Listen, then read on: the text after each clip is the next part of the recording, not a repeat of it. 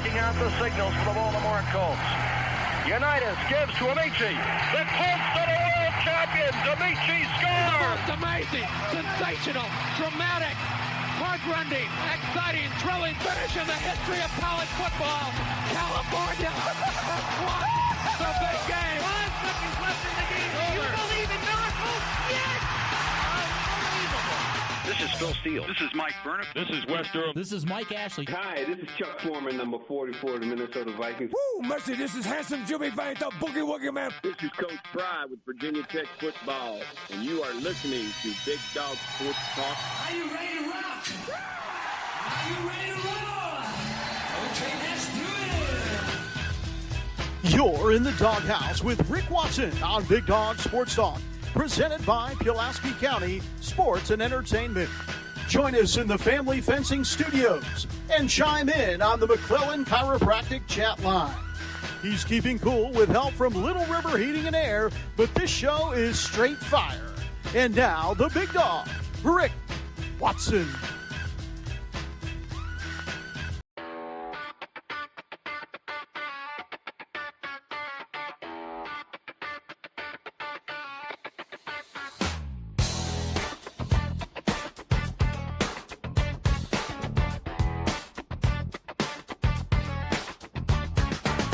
Rick Watson's got the mic, he's the big dog king.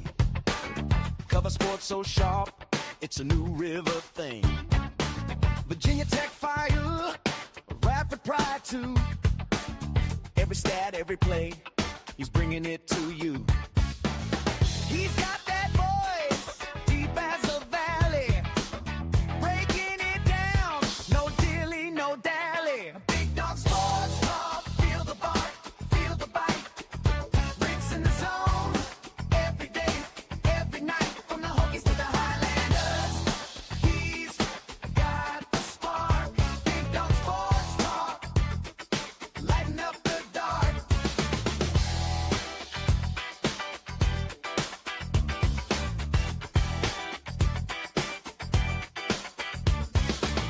He's got the scoop, faster than a sprint. Calling plays like a coach, every word's a hint. From the courts to the fields, the stories unfold. Rick's play-by-play, worth its weight in gold. With a laugh and a growl, he'll pull you in. Big Dog's podcast, let the games begin. Big Dog Sports Talk, feel the bark, feel the bite. Rick's in the zone, every day, every night, from the Hokies to the Highlanders. He's got the spark, Big Dog Sports Talk, lighten up the dark.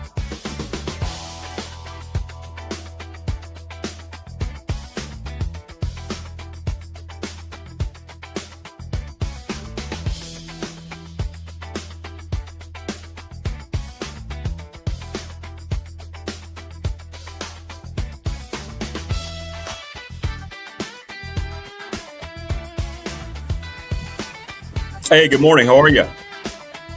Hope everybody is up and about and doing okay here on a Tuesday. Hit us up on the professional door text line, 540-391-0788.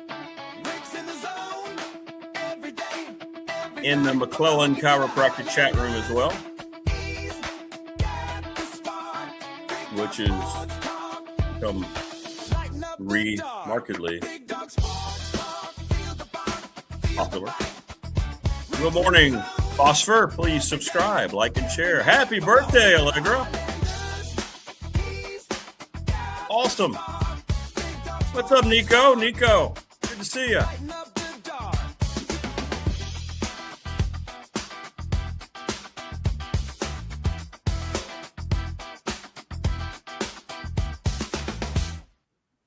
Big Dog opening theme rising through the charts. What's up, Steven Sager? Good to see you. How's everybody doing on a Tuesday? Anything happened yesterday? All I know is when you listen to this program, expect things to follow accordingly. I mentioned yesterday that we'd be hearing about the Virginia Tech athletic director's position in a day or two. Didn't necessarily expect it to happen the same day, but it did. We ripped Major League Baseball, and what did they do? They issued a apology to all the Christian ball players. Self-awareness is a wonderful, wonderful thing. What's up, Richard? Good to see you. Good morning. Please subscribe, like, and share. So we'll get into all these things. Louisville saying that they have a $30 million deficit they will be running in their athletics department. Sustainable, right? All of this. And Oklahoma wins the college baseball championship. We will have Marva on, and I know she has to be disappointed. Carolina had played extremely well, but it's the Oklahoma Sooners who are your college baseball champions, denying the ACC of a championship. Messy all day, Allegra. All day, every day. Should have had another hat trick, but he missed the penalty kick. Am I right? Uronato? Because he's just flat out better. How about that? He's just better at the game. World Cup's getting a lot of good reviews. Thank you so much, Richard. Good to have you, man. Good to have you. Sorry, Allegra. But you know what's what makes everything great, Allegra? You can who like you like, I can like who I like, and nobody judges anybody. It's great. That's what life's all about, right? You can disagree. No big deal. All right, so yesterday, late afternoon, it was a whirlwind of things. Virginia Tech announced it had named its director of athletics, and it's Brian White from Florida Atlantic. Thank you so much, Richard. I'd been there since 2018. Of course, his dad was the athletic director at Notre Dame. And he is, from all accounts, from what I have gathered, exactly the type of personality that James Franklin wanted in the position. So, how much effect he will have, who knows? We shall see. We shall see. It's a hire that fits into the new power structure. This was all James Franklin who made the hire. They can try to say this any other way, but it was not. Good morning, Prometheus. Good morning, everybody. All the new folks. Good morning. Morris from Omaha, where the Tar Heels moved into second place. All-time visits to the College World Series and no natty. Is it 13 times or only Florida State at 24? College World Series visits makes your head go even more batty. BDST is alive. Steak, Richard, although I do like fish. Medium rare ribeye or New York strip. We are not going to say fish over steak in any sane world, but fish does have its place. Absolutely. Yeah, I got to be honest. I was pulling for Carolina. I kind of wanted to see them bring that home. First of all, for Marva. I wanted to see them win for Marva. But it didn't happen. Didn't happen. So, I'm not going to give any kind of, I don't know how Brian White will do. I mean, I'm not sure that position is, we're going to look at it in the traditional role that the athletic director's position has been in.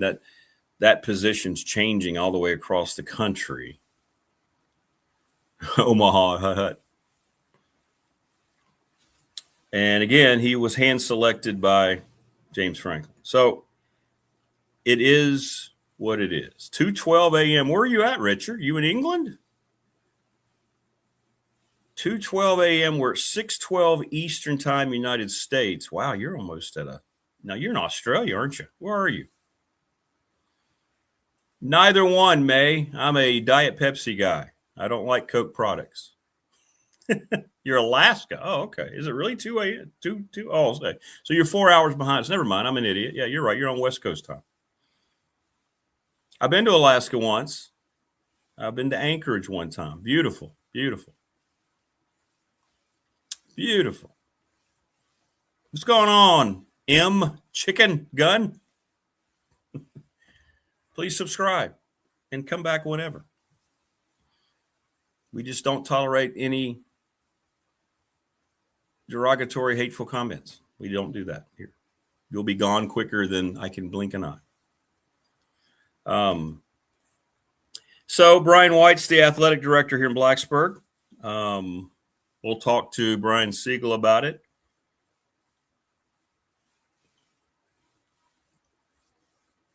Things rapidly changed as the day went on yesterday, I will say.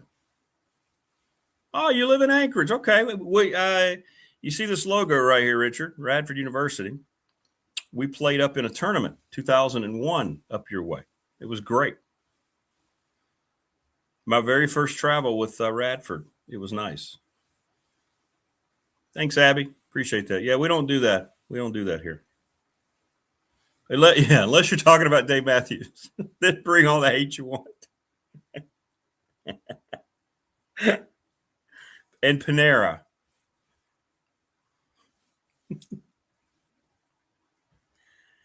But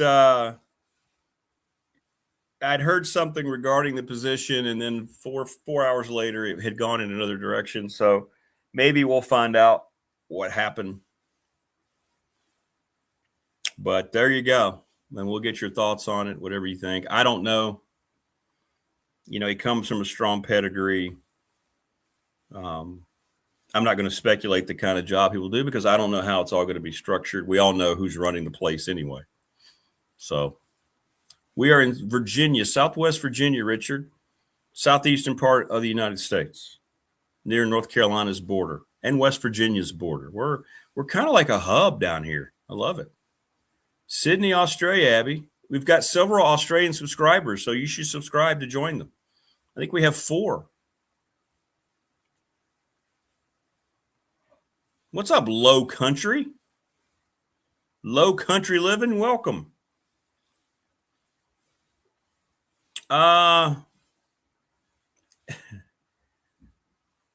Surprise status quo was upheld in Dublin. How about that, Low Country? Is that the nice way to say it? What's up, Kevin, North Carolina? Please subscribe. All the new peeps. We are upwards of 20,000 rewatches a week, which blows my mind. So thanks for finding us. Please subscribe.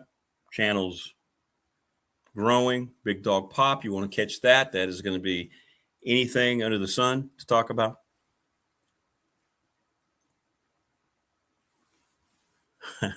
Yeah, I never have gotten the Australian accent though. Thanks, Abby. Appreciate that. No, that won't happen, Kevin. That won't happen. But anyway, a little bit Prometheus. I'm trying to get him on, the new Blacksburg head football coach. I've asked around. People are, nodding, saying, okay, it kind of makes sense, Philip Reese, by the way, is the new head coach. He was announced last week. He was the defensive line coach. He was also the guy who ran the strength room. Zach Leonard, of course, left suddenly to go down to Fleming. And I think he's an old school guy, Prometheus, which I like to hear in today's new world. We're 6:17 a.m. Eastern time, Abby, here in Southwest Virginia. So we'll see, we'll see how the roster responds. You know, Prometheus, you and I, a lot of us here, we're in the same mindset. Little old school is just fine, right? Little old school's just fine. But he knows the terrain. I don't know if he'll be working in the school or away in the school, from the school or not. But we'll see. We'll see. But he is one of those guys. He's one of those guys that you and I played for, you know, from what I have been told. Now, I don't know him, haven't met him. We're hopefully going to get him on here soon. If not this week, next week, I hope. Because obviously we're going to be carrying Blacksburg games here on the channel. So we want to get to know him. But, you know, I haven't heard, let's put it this way, I haven't heard any negative comments at all. And I've talked to several people. So, you know, when you get that, you're kind of like, okay. My dad used to say more gray in a room is a great thing. Is that Thor? No, what you have? Oh, yeah, I added those. See those? That was an artist down at Heroes Con. So what you have, you got the thing in the middle, right there. That's the Silver Surfer right there. And you can't see it. On the other side is Ghost Rider, but he did it a la Prince and Purple Rain's album cover. The dude was incredible.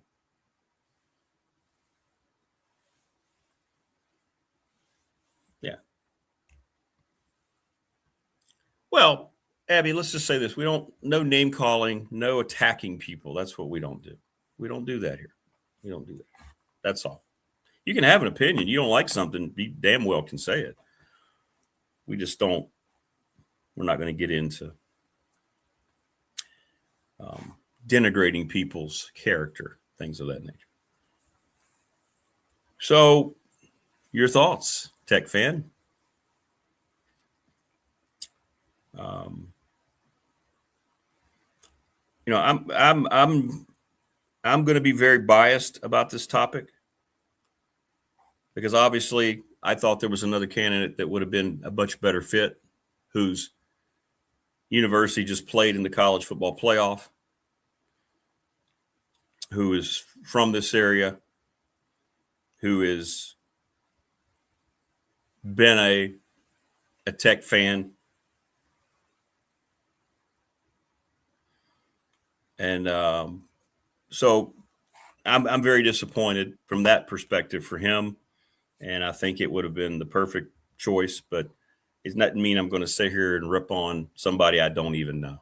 I don't know Brian White, and everybody's talking about his pedigree. Okay. That doesn't mean anything about the kind of job he's going to do here or the kind of job he's allowed to do here. We're going to find out as we go along. Mac or cheese or rice? I like both. Rice is probably better if cooked the right way. But, man, I'll tell you what, you get the right kind of mac and cheese. Like the Mission Barbecue mac and cheese here, we had it at our wedding. Whew.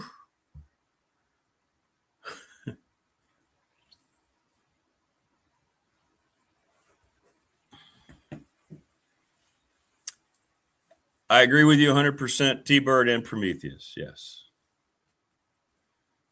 When I say that he was hand-selected by James Franklin for a reason, you can read between the lines as to what that means.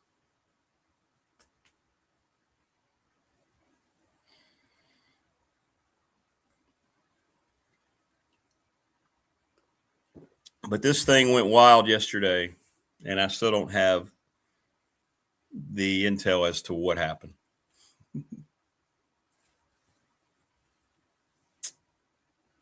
So, in any event, I'm going to say this, and I don't mean this bitterness. It's going to sound like it's bitter, and I don't mean it that way. Look, everybody knows that, or not everybody, but obviously I thought Matt Rhone would have been the perfect choice. His pedigree is a little deeper. I don't know if this is going to make much of a impact, departmental like it used to. Like I said, it's not just here. It's pretty much, if you look around, depending on the place, right now everybody's just trying to survive. And I think when everybody's in survival mode, you're kind of making up the rules as you go along. And I mean financially and so forth. I mean, Louisville announced yesterday they're in a $30 million deficit for the upcoming year, coming out of their budget going into the fiscal. Whew. Summer has been good, Abby. Here, we've had a great summer. We've had a great summer. It hasn't been too hot. When it is hot, it's a good kind of hot. And at night, it's been cool. Been a little too dry, but it's been nice here. Been nice here. Thanks, Cheeseburger. Lots of new people here. And people contributing, which is nice. You can find the bots pretty quickly. So far, so good. Correct. I think if it had gone in the other direction, T-Bird, that guy would have been here 20 years.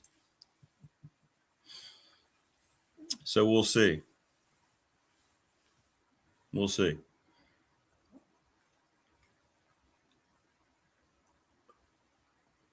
We shall see.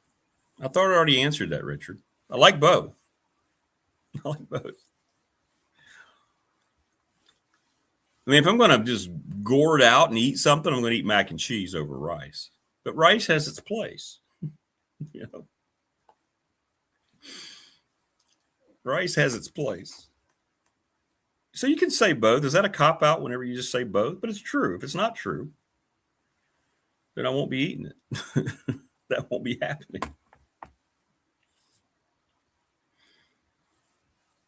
But we'll talk to Brian coming up. We got Marva, we got Brian Siegler, and then we've got Mike Burnham on today.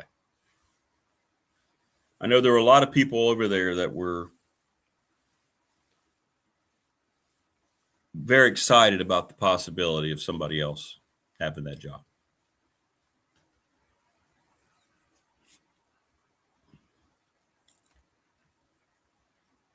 But again, I don't have all the details, but I just know things went very differently than the way it was trending. It's a little dangerous to give one person all the power. Correct. Especially someone who is not from here. If the football coach decides the AD, he's going to decide the president, then leave us at the first job opportunity, just asking the question.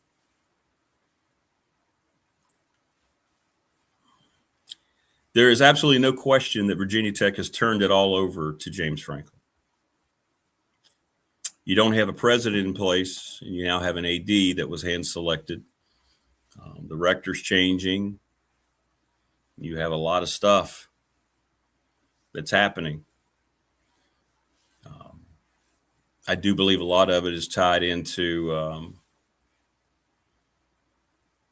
trying to position for the next big move, which we talked about yesterday in college athletics in terms of a major conference and all this stuff. No worries, Richard. But again, you know, results are all that's going to matter now ultimately. Everybody can have an opinion about it one way or the other. I thought the obvious selection was there, and that didn't happen. As a matter of fact, this name, I had not even really heard a lot about this name over the last few weeks, to be honest. So this seems like something that's happened, or maybe it was just kept a little more quiet. I don't know. But there are a lot of happy people in Harrisonburg right now. I will say that. I know that. So there we go. There we go.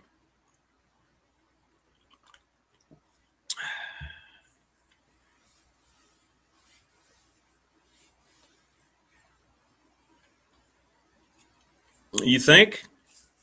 You think so, Lo? I don't know about that. Saying he doesn't have the resume that Brian White has. I mean, he's at his third place. He rebuilt 2 programs. right? Now he's at his third program. And in his second year, that program went to the National Collegiate Playoff.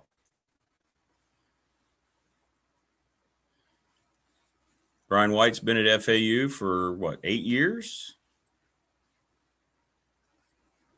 Just saying. I mean, I don't necessarily agree with that resume part of what you're saying. Like, what proof is there that Brian White has a stronger resume? Has FAU, I know they went to the Final Four in basketball. By the way, how about Dusty May, guy he used to hire? It was his head coach. Leaving Michigan to be the head coach of the Mavericks because he's getting ready to be hit with a major a portal tampering investigation. So he bolts yesterday. Michigan has got to be the dirtiest place right now in college athletics, right? You go back to football with Harbaugh, and then, of course, with Moore, and now with Dusty May. Coming off the championship, by the way.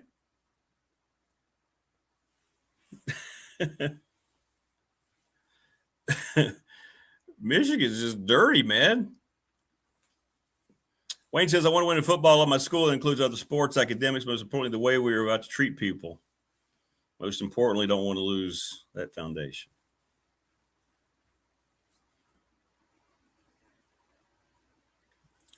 Well said, Wayne.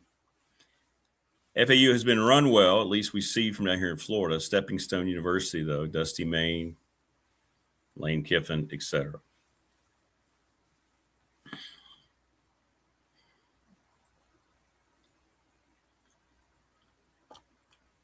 My favorite food? Steak, Richard. I know. Ribeye, medium rare steak. All day long.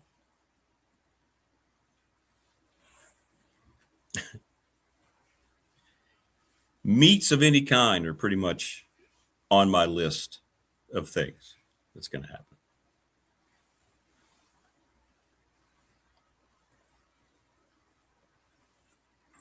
Yep.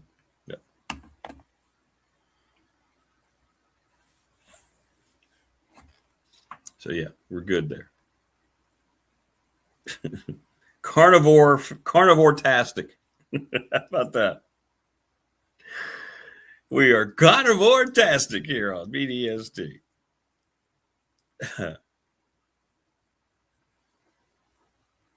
No, I think you're right, Tebow. I don't believe he hired Lane Kiffin either. No, he did not. Matt Rohn fundraised at a very elite level in Harrisonburg.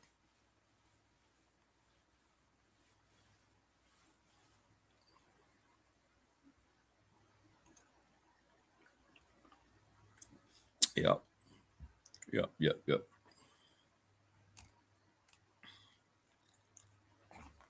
Just saying. I mean, at a very elite level.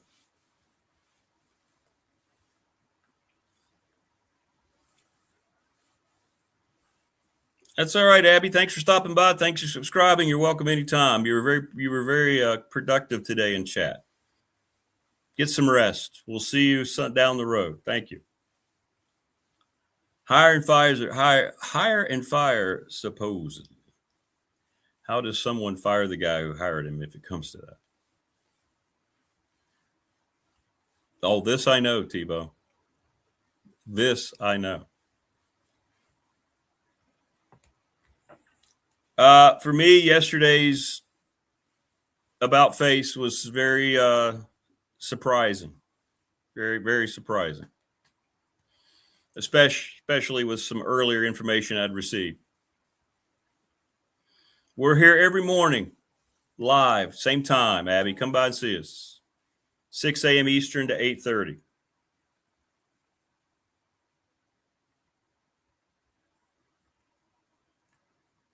No, that's a Saturday. Morris, that's a Saturday, I believe. Yeah. The 18th is on a Saturday. So we'll see you tomorrow, Abby. Come by and see us. My favorite pizza. I don't like any of the chain pizza.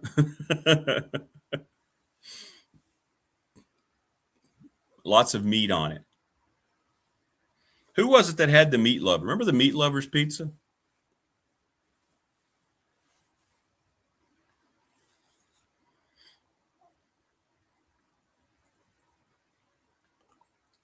Oh, I don't have any idea what time it would be Australian time. Just look at whatever 6 Eastern is American time in your clock. Whatever time it is now, where you are. Look, I have trouble with the whole West Coast thing. We already had somebody from Alaska throw me a curve today. Pizza Hut started it. Yeah, give me I like a meat covered pizza, man. That's what I'm gonna eat. Good to have a lot of new people in. It's great. That's the whole goal here, to reach and to keep reaching out, branching out. Speaking of which, I've reached out to Phil Steele, and we're trying to secure a date to have Phil on with us to talk about college football, talk about tech and all these things and what he thinks. And voila, we'll keep you up. Because somebody told me they were in Alaska, and I didn't realize the time. I realized it's West Coast time. I should have known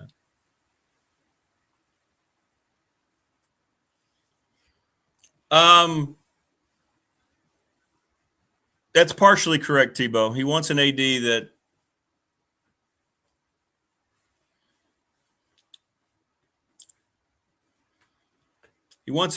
that's going to do things the James Franklin way. Rick likes meat lovers. Call me surprised. What's up, Ambrose? Good to see you. We are in Southwest Virginia.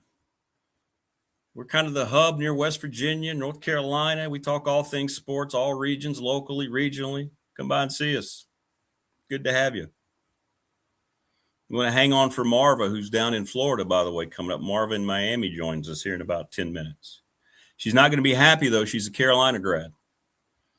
And they fell yesterday to Oklahoma. Pizza called the Butcher Shop, loaded carnivores. Ooh, Morris.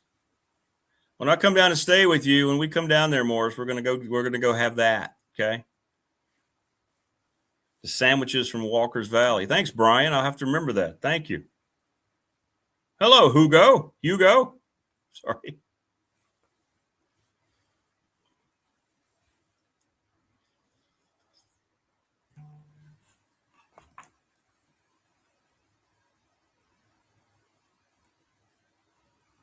Thanks, Morris. The bash is going to be on the 18th, by the way. July 18th, the bash is happening. That's a Saturday. And, I have been watching some of the World Cup, Ambrose. I have. I've been watching the U.S. anyway. I'm not watching a lot of the sub matches, but I'm watching, So the 18th, you can be there. Come see us. We'd love to have all the local people out. We're going to be at the Super Bowl. We're going to be getting that locked up. Coach Elmo will be there. Well, there you go, Ambrose. If you're in Southwest Virginia, come by the NRV Super Bowl. Say hi and hang out with us. So we're going to try to get other people there. I've invited Jen. I'm going to invite Mike today. We'd love to get so many of our regulars out there and just to meet everybody. We're just going to have a good time. It'll be fun. It'll be a lot of fun. And, heck, we've already got Coach Elmo locked in. So we're going to see what we can do and have a good time doing that. Wayne says, can you imagine at your job being able to hire your boss, in quotes? Sets you up pretty well for yearly raises, I would think. It's a good point, Wayne. I hadn't thought of that. James Franklin doesn't have a boss. You want the truth, or you want people just to tell you what you want to hear? He doesn't have a boss. And I think that's Careless. But we'll see how it works out. It won't matter if he wins, and you won't care if you're a Tech fan if he wins.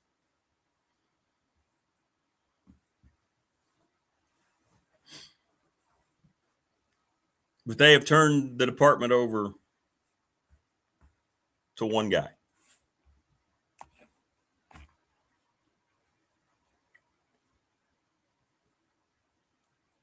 So there we go. Yes, when are you coming down? We can hang out, get pizza. I also want to take Janet to Aspen Optometry. It's next to Panera. Okay. Hey, anybody who recommends local spots, it's great. Yep. Maybe so, Prometheus, but that would have happened with the other guy too. I mean, that was going to happen regardless. Yeah. I don't know. I haven't seen him today. I don't know where Creed is. It rained last night, so that it may spark some critters out in the yard this morning. So he might be on the prowl. If he wins, Wayne says no one will care, but the people in Merriman and how they are treated. Correct. What's extreme, Tebow? What's extreme? I don't know what's extreme there. Oh, I got you, Prometheus. I got you.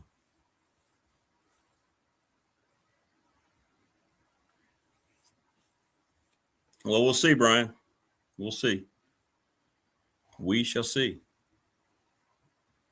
It's an interesting dichotomy between how eagerly a guy who won. Oh, I got you. I got you, Tebow.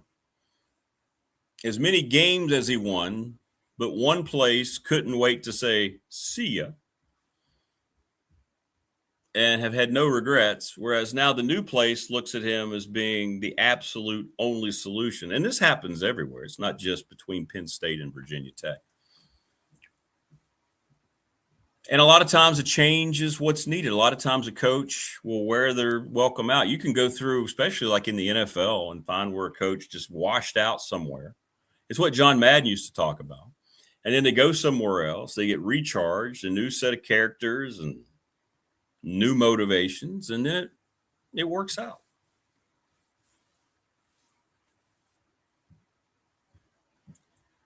So we shall see. We shall see.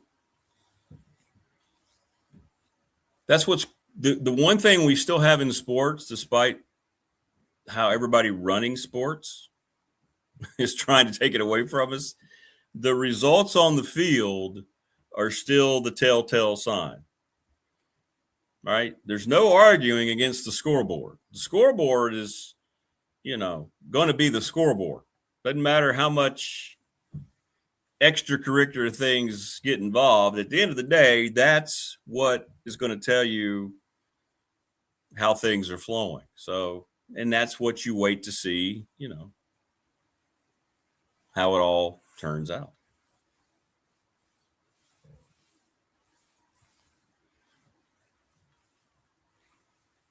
I get that too, Wayne, 100%. I want to win, but not willing to sacrifice the Virginia Tech I know and went to. I don't give up principles to win in one sport.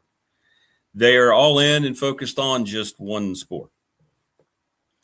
And I'm not saying that is the wrong mindset. We've talked about it a lot. It has to be right over there. It has to win. They are trying to position themselves. They're trying to recreate the brand. Tech has not been a brand for a long time in football. So now you bring who is basically a corporation in his own right, James Franklin, right? So, so we'll see. We'll see.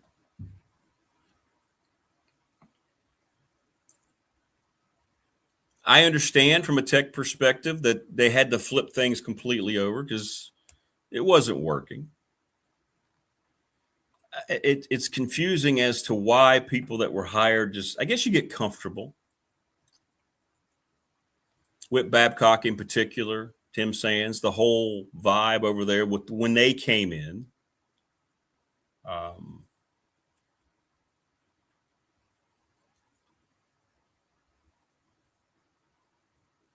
And at first they wanted to get completely away from Frank Beamer, the Beamer way. That didn't go so well with the way people were treated, the way things were handled. And here we are in another phase of it now. So we'll see how all this shakes out. Like I said, sports will reveal the truth. They will reveal the truth. What's going on, Judge Dredd? Good to see you. Good movie, by the way. Good movie.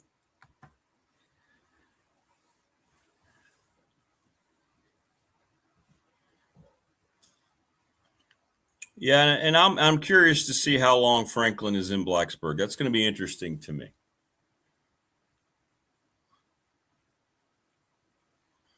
And are there any thoughts beyond that right now? Like, for instance, I don't think so. I think everything's just in the immediate.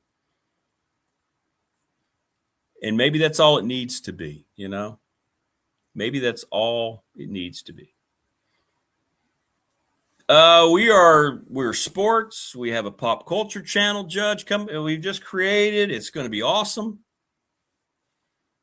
Had a lot of fun last Thursday debuting that. Stop by and see us anytime. Please subscribe. We won't bug you. You'll just get a little 5-second notice that we're on. We're on live every morning. We are a very community-friendly program. Yes, we are. Yes, we are. We want to thank all of our sponsors real quick before Marva joins us. Family Fencing, sponsor of our studio here in Reiner. Give them a call, 540-200-8294 for a free quote. McClellan Chiropractic, Mark Hunley, 155 Walters Drive. He's awesome. Go see him and get popped up and down and all around. And we mentioned the Super Bowl. We're going to be over there on the 18th for the Bash. And this weekend, they've got their book bag program. Go over there and hang out. All the proceeds are going to the schools to help out the kids. It's great community effort. Terry does it right, 382-5525. Sundown Electric, excellent reputation, long list of satisfied clients, superior craftsmanship, attention to detail, thanks to all those wonderful folks down there. ReadySetFun.com. Ready, Set Fun, hut.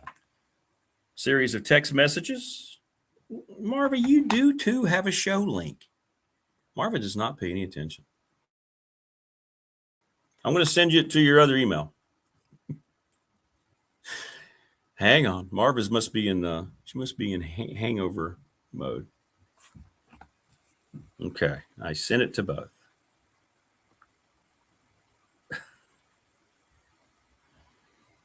There we go. Now you got it, Marva. If you didn't before, you do now. Lawson's Mobile Home Supply. Give James a call, 381-8011. He's been doing it since 1997, 300 North Franklin Street in Christiansburg. Professional Door Incorporated, sponsor of our text line, owned and operated 39 years, about to start year number 40 here in a couple weeks. We're going to tell you a lot of cool things there. National Bank member FDIC, my exclusive banking partner, should be yours, and the show's exclusive banking partner. The attorney Ryan Pry, BDST Fan Question of the Week. 701 West Main Street in Radford, Trust and Estate Planning. Who's going to win the World Cup? Little River Heating and Air. 1095 Radford Street in Christiansburg, 540-553-2971. And we're presented each and every day by Pulaski County Sports and Entertainment, thanks to Jonathan Sweet and Tim Miller. Ryan Siegler a little bit later on. Mike Burnup, and we'll talk much more about Brian White being named the Director of Athletics at Virginia Tech. Marva in Miami. Sorry, Marva. It's great to see you, but sadness prevails. I was thinking about you. I'm actually a little bit under the weather, too. What's wrong? I don't know. I just have a sore throat. You got the Carolina Blues? This is very, very devastating, Rick. And I watched every. I know you did. Minute. Like I couldn't go to bed. I was like, probably should just go to bed. Like, no. We're gonna make a comeback, and I want to be there to see it. And of course, that did not happen. Didn't happen. No, didn't happen. But I give all the kudos in the world to Oklahoma. They played just an outstanding game. I was very impressed with them. So I can't, it just happens sometimes. And I feel bad because Carolina's been there before, like many, many times, and just hasn't been able to get it done.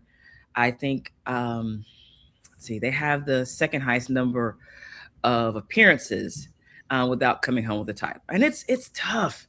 And I feel like it is going to happen at some point. It will happen at some point. Carolina does have a great baseball program, but just could not, and had a great regular season, but just could not get it done. It was just awful to see. It was just, I don't know, just a meltdown Pitching was to the bad, highest degree. And it was just like, oh my goodness, this is really, really bad. But again, I stayed there. I did not go to bed early. I was holding on to that little last shred of hope. But yeah, I should have gone to bed, I guess.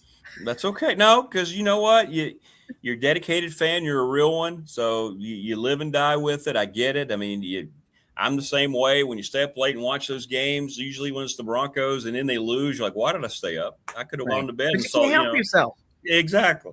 Yes. That's why we do it. We're fans. That's why we do it. Yes. That's why we do it. So Wayne's asking, is that a faded Oklahoma shirt now you're wearing?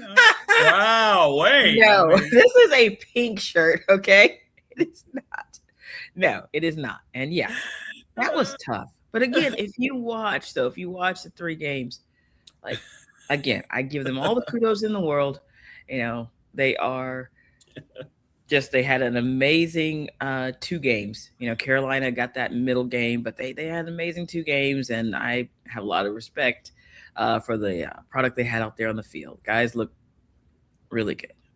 So Tebow says, unfortunately for UNC football, it'll be here sooner, in all caps, than you think.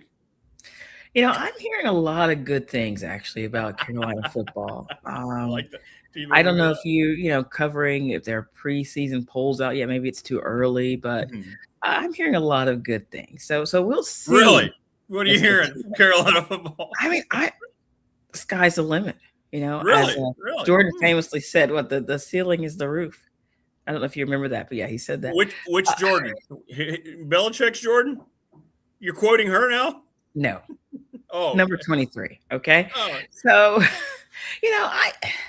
one thing I did notice, though, it was interesting to me that usually when Carolina baseball is doing well, you will see Roy at the games. And I didn't see him. And I know he had some kind of surgery and he's having rehabbing from that. And it was, kind of disappointing not to see him there, even though I understand why he wasn't there. But I don't know, Rick. It's just very, very devastating. You have 6 games.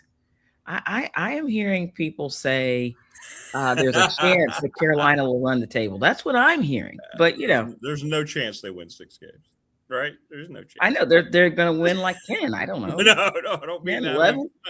I think if they win 6 games, I mean, that would be an improvement over last year. I was going to say, right? You'd be like cloud 9, yeah. So, but yeah, I'm hearing double-digit victories.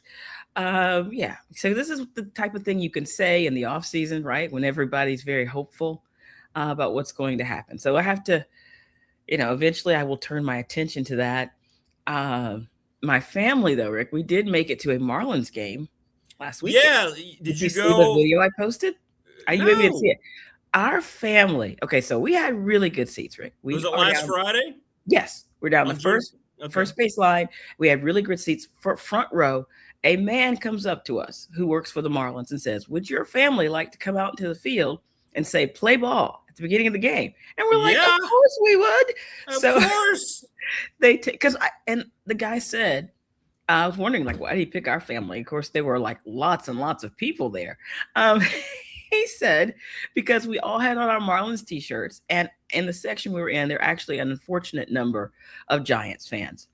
And so, we get to go out there and he just tells us, I'm going to say, what do you say or whatever you just say, or what time is it? Or he just say, play ball. And so we got to go down there. We all said it and they took a nice video of us and we got to be up on the big screen and it was really fun. And the Marlins won 4-3. So that was made it even more special. So, all those Giants fans who were around us had to go home disappointed. So that was nice. That was nice. Marlins fever? Is that what you're telling me? Yeah, it's happening. It's happening. And, actually, the Marlins are in a bit of an upswing. I mean, they lost last night. They're playing the Rangers and they lost, but they had been on a nice little tear there at home. The Marlins have been doing pretty well. They are still in fourth place, but the second, third, and fourth teams, they're just like a couple of games that separate them, 1 and 2 games. I mean, they're 8 games out of first, but still, that right underneath them, they're not doing bad. I mean, who knows what might happen. Did your kids have a good time? They had a good time, I think, with all the snacks they ate. And they're not really into the game early. They're not really. I mean, they watched it first. I think they were right there watching it first, the first couple of innings, but then kind of in the middle, they kind of get bored and they're more concerned with, the Skittles they're eating, the hamburgers, all that stuff. But yeah, it was still, I think they enjoyed it better than the last game we went to because we were on the front row. So there's nobody in front of them. They could say they could see very well. But they did seem to be more into the snacks. What's the concession? How are the concession prices down there for the Marlins? Oh, absolutely outrageous. Okay. Absolutely outrageous. $40 for a hamburger? Well, it's not that bad, but it may be close to 20. Like, it's just ridiculous. Whoa, really? It's just ridiculous. So, I got last time, I think I just went through the classic, baseball food. I had a hot dog. Get a hot dog. Yeah. I decided to get a brisket sandwich because there was a barbecue place there that was calling to me. Oh, yeah. And honestly, it wasn't that great. No. Like, I was looking forward to it. I was like, oh, this is going to be so good. And it was okay, but it wasn't that great. And I said, next time, I'm just going to stick with the regular ballpark food, right? Because yeah, I get it. It sounds great. You on paper, it looks great. Oh my goodness! I thought it was going to be good. It was some Miami barbecue place I had not heard of, and I was like, "Oh, let's give it a try." They're in the stadium. No, I don't know how my husband felt about it because he also got one. We were both enticed by it, but yeah, it wasn't that great to me. How was the crowd overall? What are they drawing? Lots of empty seats, especially in the upper decks. But lower level, it was nice. But yeah, people are not filling that stadium up, and it was fine though. I mean, we still had a good time, but they're just not drawing people. I'm sure like they would like to. But they had a lot of promotions. I mean, I think last time I was on, we talked about how we went on Juneteenth and they had a special Jackie Robinson Marlins jersey and it came with certain tickets, but it only came actually if you're kind of up in the nosebleeds. So we had better seats, so we had the option to buy one. The problem was, you had to buy it with an app. You couldn't just pay cash, or you couldn't even pay a debit card. You had to buy it through a special app. I don't understand that, really. And we couldn't get the app to work. And so my husband and I were going to buy one. We couldn't get the app to work, so we just said, forget it. At the end of the game, we went to the gift shop thinking, well, we can buy one from the gift shop. No, it's not for sale in the gift shop. So it was just, I don't know why they do these things. What happened to cash? Why can't you just pay cash? I know. What happened to cash, indeed? You can't do it. Can't you just sit there and go, give me a couple of those shirts? Oh, no. No, you don't want this? No. And you can't even pay with a debit card. You have to pay through a special app. And we couldn't ever get to work. So we just said, forget it. Because they were not even that expensive. They were like $20. It's a special promotion. And it was funny. There were a lot of Miami football players there. I guess they had received tickets. Rick, the biggest humans I've ever seen. So when we walk into one of the gift shops before the game, I noticed there were all these big dudes in there, and they're all wearing the special, 42 jerseys. And so since we were looking for where to get one, my husband approaches one of these guys and he told us where to go. He's like, we got these through, whatever, something special with UM. But he's like, I think you can get them over there. And we saw some lady with a little special thing selling them. But Rick, again, the biggest humans I have ever seen in my life. And you imagine they're all in this gift shop. And I was just like, what is happening? Because they didn't have UM gear on. So I didn't know who they were. But I knew that they were like, they're not your average guys just hanging out. Right. So they took them there, I guess, a kind of bonding event or whatever. I don't know. And you didn't get one, what you're telling me. At the end of the day, you couldn't get the app to work. So, and it would not take cash. It was just you have to pay through this special app. And okay, well, we won't be getting those. It's fine. Well, did you stay for the whole game? When did you leave? What time? Oh, yeah, we stayed for the whole game. Oh, I mean, it good. We were there for the duration, and like I said, Marlins won, and it was nice. It was a good environment. I mean, it's a nice place to watch a game. I mean, I have no complaints. Is that a retractable roof? Yes, and they had it closed because it was so hot. Like it has been in upper 90s here. Humidity. Also, some parts of Miami are experiencing some wildfires right now. And so like outside the stadium, you could smell the smoke, even though we weren't in risk or anything. Wow. It's just, how the wind blows. Sure. So I was really glad they had it closed only because, like I said, it was so hot that day. So I appreciated it being closed. Again, it's a nice place. If you ever get down here, seriously, we have to go watch a game together. It's really nice. You will enjoy it. But it's just people aren't that excited about the team. So they're not filling up. Like there are, if you want to sit, like I just like to sit close because I feel like I can't enjoy it as much if I can't really see. And so I like to sit very close. But I mean, you could go to any of their games, really. I mean, you could get a ticket and go sit, way up on the third deck, and you wouldn't have much company, and you could, it's like you could walk up. I'm sure you could just walk up box office and buy it day of, and it wouldn't be any issue. But hey, don't think you're buying a jersey because you've got to do it through the app. I mean, we wanted this Jackie Robinson Marlins because it was really cool, but nope, couldn't buy it. I mean, we just kept trying. I think my husband got the app to download, but then when he was trying to input his information, it kept giving an error message. And so I think it's just because of where it was in the stadium. We just didn't have good reception there. Yeah. So it's like, so we just walked away. I mean, if they had them in the gift shop, we would have just bought them there, but they didn't. So they just do stuff like That's that. Just weird. That's just weird. It just seems weird. It's a fun atmosphere, though. They play a lot of music, obviously, between the innings. There are all kinds of contests and fun things they have. Like, I think somebody won a nice grill through one of the contests they have. And it's just, like I said, it's a fun environment. But people in Miami just, I don't know, maybe if they, started doing better. But yeah, anytime you go to a game, you're going to see a lot of fans from the opposing team because so many people come here from other places. And so you will see that. Well, I'm glad you had a good time. That's great. Yeah, it was fun. Kind of support the local team. So there you go. Well, you're a staple there at Marlins. Oh yeah. So it was a fun. It's just something fun to do with the kids. And well, sure. Like I said, yeah, that's what they enjoy it. The first time we walk in, they're talking, where's the popcorn? Where's the candy? Like, that's what they're. Well, that's what it's all about. I mean, that's what it's supposed to be about anyway. Yeah, so it's fun.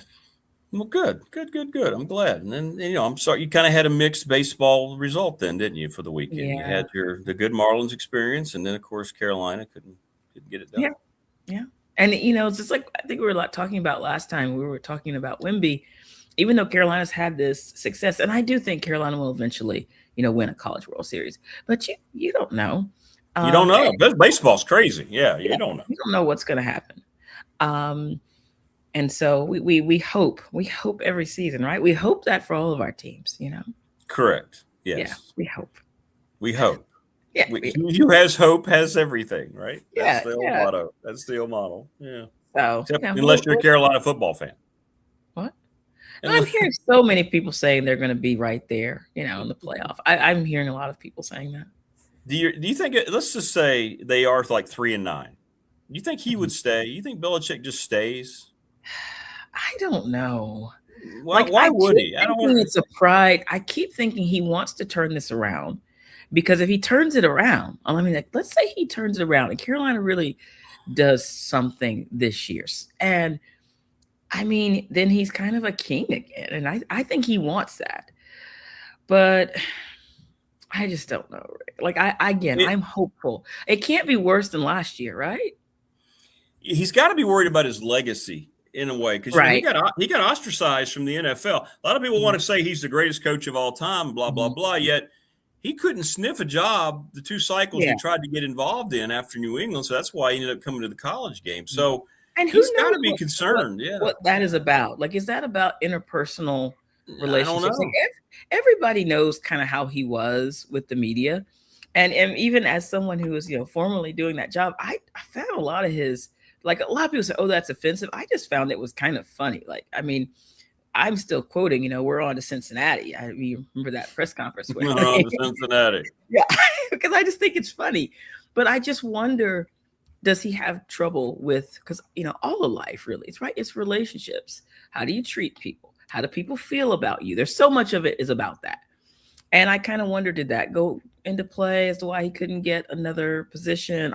I really have no idea. I don't know what that was about. But I do think he desperately wants to turn this situation around to be back on top. So I know he's going to try really hard, but we'll kind of see how it goes. I mean, we've had some of the players who left Carolina in the transfer portal have, had some negative things to say, but some of them, they weren't doing that much while they were there. So I'm not really paying that much attention to them. But yeah, and sometimes you're always going to have some sour grapes on a situation like that. So I don't know how much credence to give those comments. But I think a lot of it will come down to, what does he do this year? He's got to improve. You cannot, you got to win more than 4 games. Let's look at the chances of improving. Now, Low Country says the over and under is 4.5 wins for Carolina, 4.5 wins. So you open up in Ireland against TCU. East Tennessee State, that should be a dub. There's one. Go to Clemson the next week. Notre Dame. Say 1-3. Now, ooh. Rick, what if Carolina wins all those games? Well, yeah, then it's a different conversation. Sure. Yeah, but maybe 1-3. Now, I've heard really good things about Pitt. You got to go to Pitt on October the 10th. That could be 1-4. Ooh, then it's the big rival. You go to your Dukies on the 17th after the Pitt game. So that's a tough slate right there.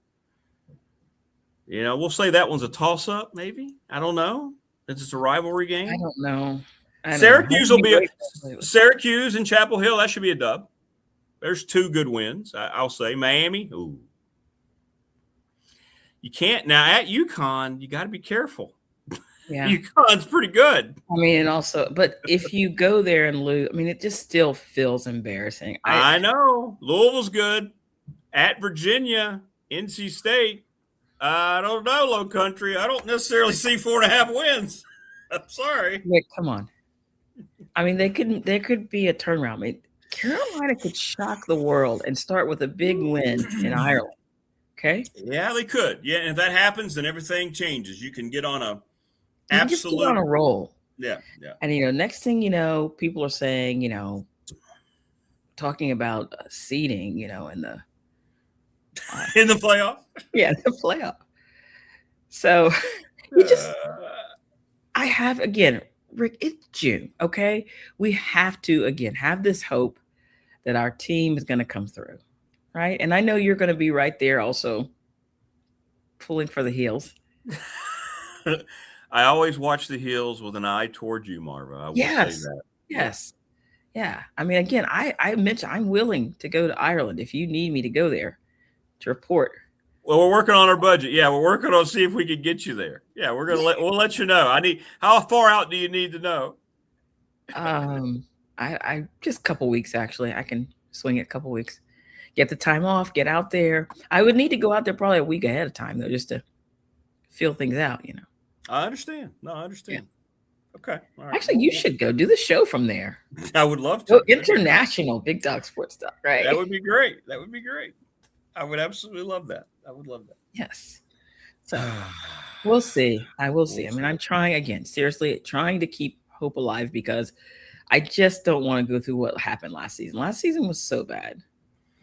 I mean, it hurt, Rick. It hurts to win 4 games. So. It's interesting. I'm looking at like your coaches after Mac Brown. Mm-hmm. And before that, I remember Dick Crum.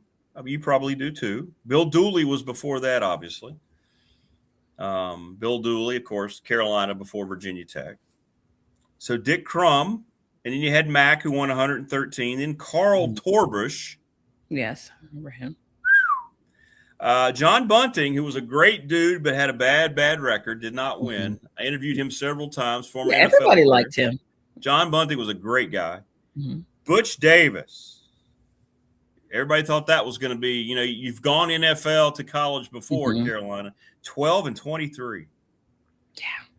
Then Larry Fedora, who I thought would be a slam dunk. I thought Fedora fit everything there, and he was only 2 games over 500. Very arrogant guy. He was more worried about the way he looked. Remember, he'd show up like in these tight T-shirts because he was a bodybuilder and all. It was weird. It was weird. And now Bill Belichick. So you don't have a great lineage of head coaching history there since Mack. No. His first, yeah. But first run of Mack anyway. Again, Rick, I do think things will be better. Well, they can't be a lot worse. You're 4-8. I don't think they can be worse, right? So they'll be better, hopefully. But then again, looking at that schedule, I don't know. Yeah, the schedule's kind of tough. I don't understand why the schedule's so tough. But again, in June, everyone is supposed to have hope about what the teams are going to do.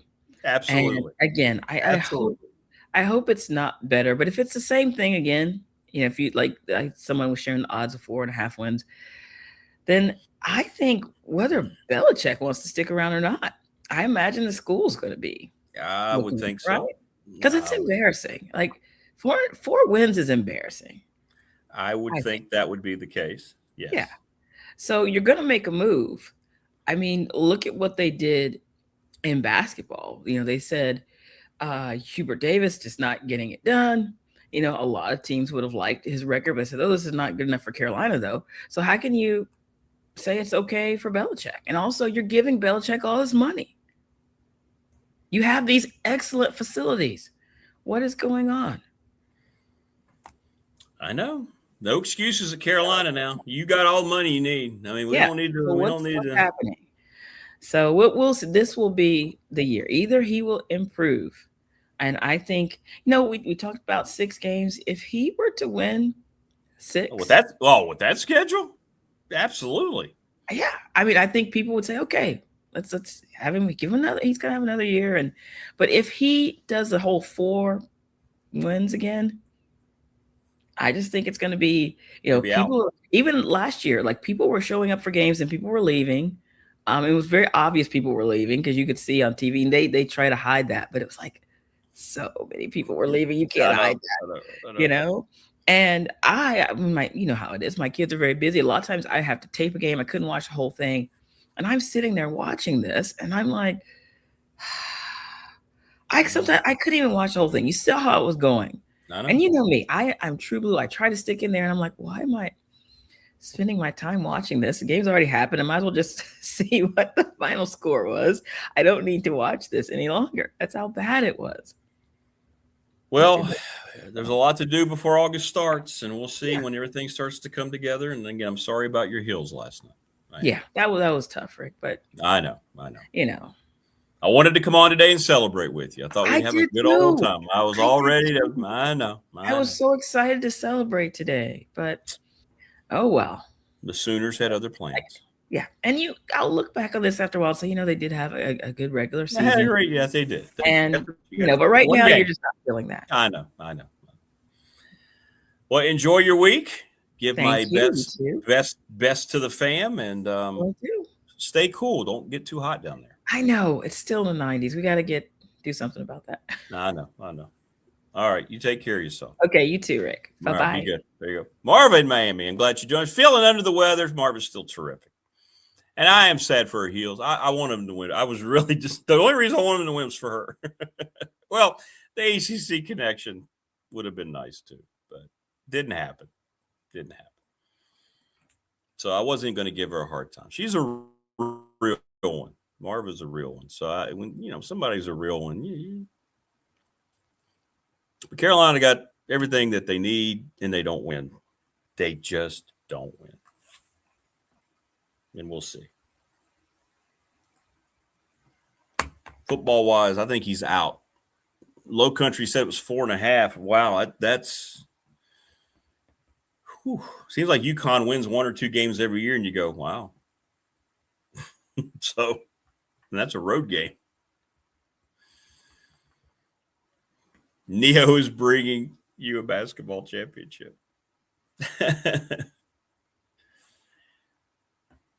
I am hearing good things about the Malone hire, though, on the basketball side, that he's kind of hit the ground running there.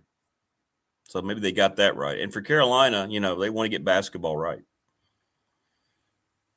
I know in the environment, football needs to be right, but some places are still going to be looking at the other side. And Carolina basketball is always going to be ultimately what is identifiable with their athletics department over football. There are still a handful that are still like that. What's up, Abby? Welcome back. Right? I mean, Kentucky, obviously, SEC football is a juggernaut, but we think basketball. Kentucky, we think up until Kurt Signetti at Indiana, we thought basketball. But Carolina is still that place. Duke is clearly that place. But you don't ever hear Duke mentioned in any of the expansion connections. You hear Carolina a whole lot, but you don't hear Duke. Yep.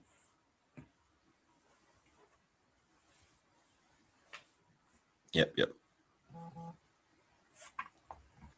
Certain places are still like that, though.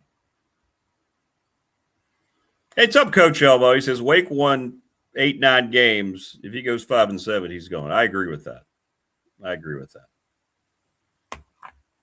And he might just decide to walk away. I think he's a guy that's chasing his legacy. Feels like he's a guy chasing his legacy because it didn't end in the NFL the way that he wanted it to, or the way he perceived in his mind that it should. I mean, he didn't make it as a first ballot Hall of Famer. He's not as well thought of as you would think a guy who people want to immediately say he's the best coach of all time. I don't think that's true. I think there was a lot of improprieties that went on there. I think he was one hell of a football coach, one of the best. I don't think he's the best NFL coach ever. If that were the case, he could have won a little bit more without Tom Brady. That didn't happen. And we saw what a disaster year one was in Carolina. So we'll see. Joining us now on the program, it's never a disaster. And we're joined by Brian Siegel. What's going on? Where are you? You're in a different place, you stud. I'm in the office this morning. I got an early one, so I had to get in here early, get ready to go. You look great. You got a new haircut. Yeah, little ears lowered there. Nothing big, but hey. You look great. You look great, man. Well, a little bit of news late afternoon yesterday. We got a little bit. Yeah, a little bit. What are some of your initial thoughts of Brian White from FAU?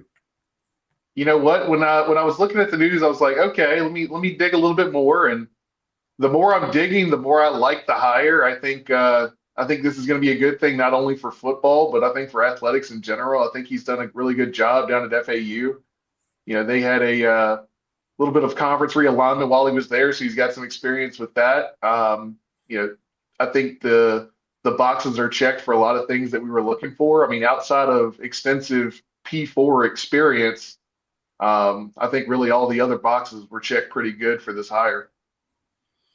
Yeah, I mean, nothing negative stands out in any way, shape, or form for me. Like, I don't see a lot of like red flags or anything. I think this was a very personal choice by James Franklin. We'll see how they coexist together. I think the thing for me, Brian, I'm interested to see how not only at Tech but other places we're seeing that athletic director's position evolve, right? It's not necessarily the traditional way. So I'm just going to be curious to see how that develops between the two and how, like you mentioned, does it benefit, all the programs going forward and so forth. So, yeah. And just from a personality perspective, he seems to be very much a more extroverted athletic director maybe than what we've seen with Whit Babcock. So that's going to be interesting to see how that continues to evolve. Whether that's a big boon from a fundraising side of the athletic program or not, but there's nothing that stands out to me that is a negative at this point. So I'm excited about it. We're going to see how it goes, obviously, as things evolve, but feel like definitely Franklin had his fingertips on this hire for sure. And we'll see how these things go for football. But I think it's an exciting time for Virginia Tech. You got one of the big roles filled that obviously complete overhaul in the front office with Virginia Tech here, and you got one big one filled now with Brian White. Well, and for me, I don't feel like the subsidiary roles matter. This is all about James Franklin. It's his program. He's the one that's calling the shots. I think a certain personality type had to fill that role to meet his qualifications, and I think that's played a large part into it. But all it matters is what's going to end up on the scoreboard. And we were talking about this earlier, right? That's one thing we still have in sports. Everything else they're trying to take away from us. At the end of the day, what's the final score and what's your record? That's going to indicate if the right decisions were made, right? We still have that as fans anyway.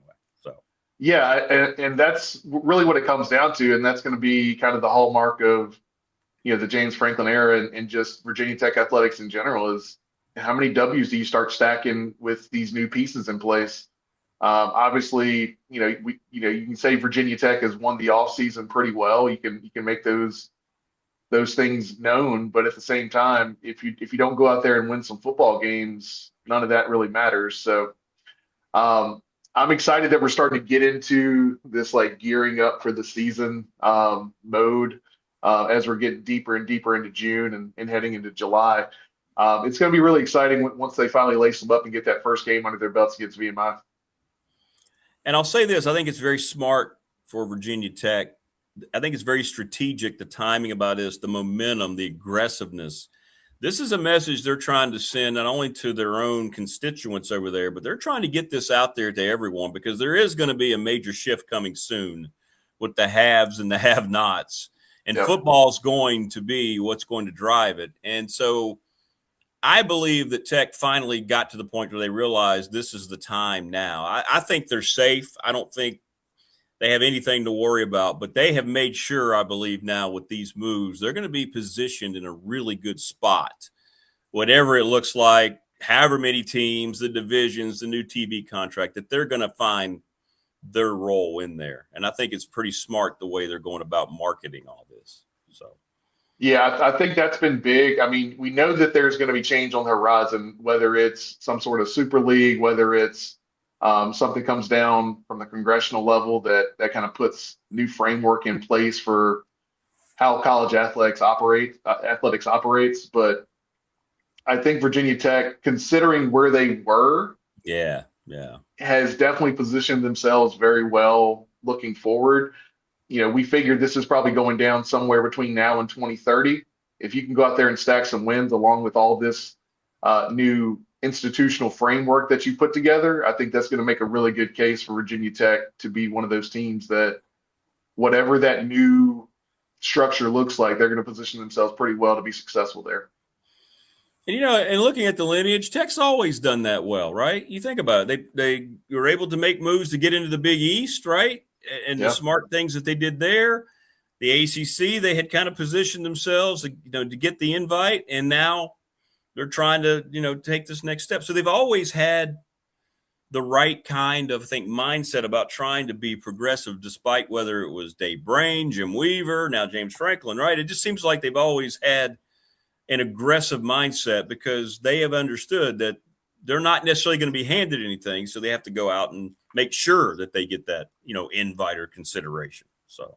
Yeah, and it seems like when the chips get down and it's it's getting to that crunch time, they tend to pull things together in a way that ends up being pretty favorable for the program overall. So it looks like they're doing that again with this new alignment in the front office. I'm excited. I feel like we're positioned as well as we can be for a team coming off a 3-win season. Agreed. Agreed. That's right. That's right. And that's just where it is because, things like that matter. I know Virginia Tech's brand has taken a hit over the last 10 years or so. Getting Franklin in and some of these changes have put Virginia Tech very much back in the national conversation. And I think that's important when you're talking about this realignment. At the end of the day, it's still coming down to, what sort of markets can you get into? All those things with realignment still matter. But Virginia Tech having a successful program is only going to make that a better selling point when that time comes. Agreed. I think you said it perfectly. I think coming off 3-9, they're in as good a spot as they could be with every maneuvering thing they've done in the offseason to get ready to see if they can get 3-9 turned around. There's no question. So, for all that in place for fans, that's why the main reason they're excited, in my opinion. So, yep. Now we just got to go out there and win some games. Hopefully, you got to win games. Stack some wins. Got to win. And, let everything else fall where it may. I got to ask you about the Michigan situation. I know we're not connected to it, but this is now the dirtiest program in America, right?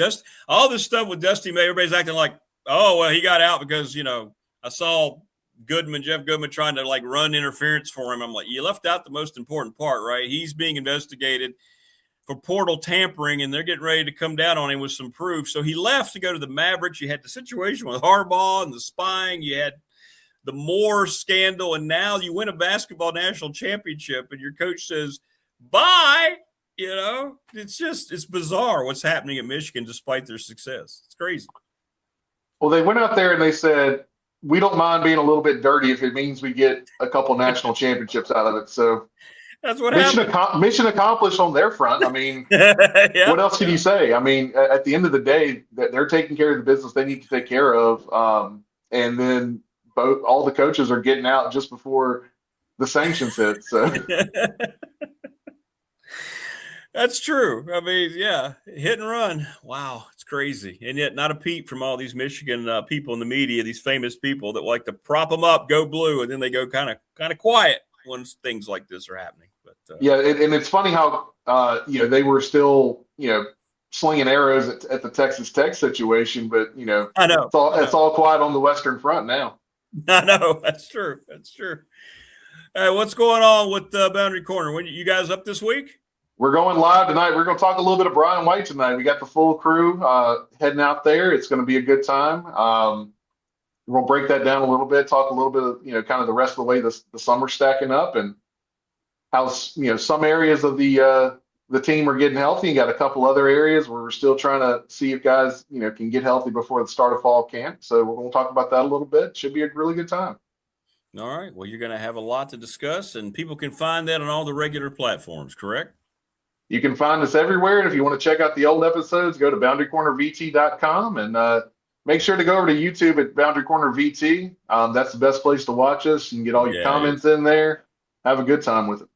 Yeah, absolutely. YouTube, by far, the best platform. Yeah, 100%.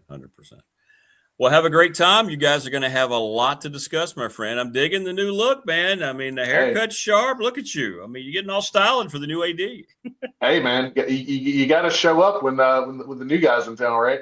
Absolutely. All right, brother. Thanks for taking the time, man. Have a good rest of the week. Appreciate it, Rick. You have a good one. Thanks, man. There you go. Ryan Siegler from the Boundary Corner podcast. Good stuff. Look good, didn't he? He's got a little haircut. You see his little. I'm just envious because I could grow mine, but it would go so gray, so I keep it short. And I know, I'm not one of these guys that sits around like, oh my goodness, I'm starting to show the signs of age, But I don't. For me, it's not necessarily the gray. It just gets this texture of like,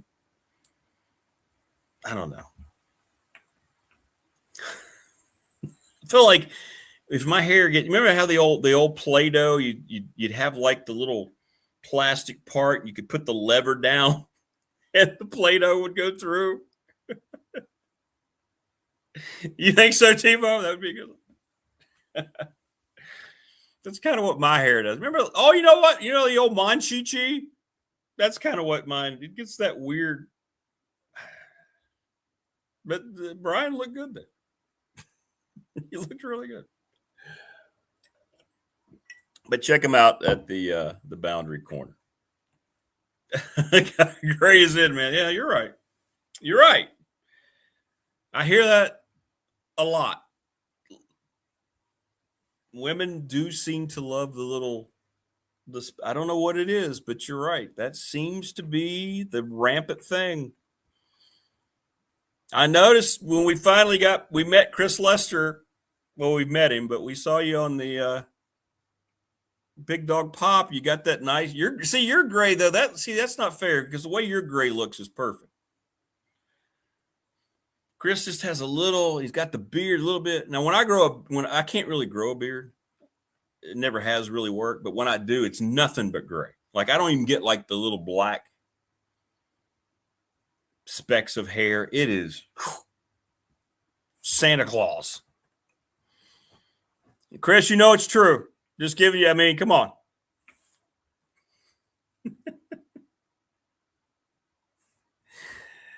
I don't have that. Yeah. Man's got to know his limitations. A little dirty Harry there.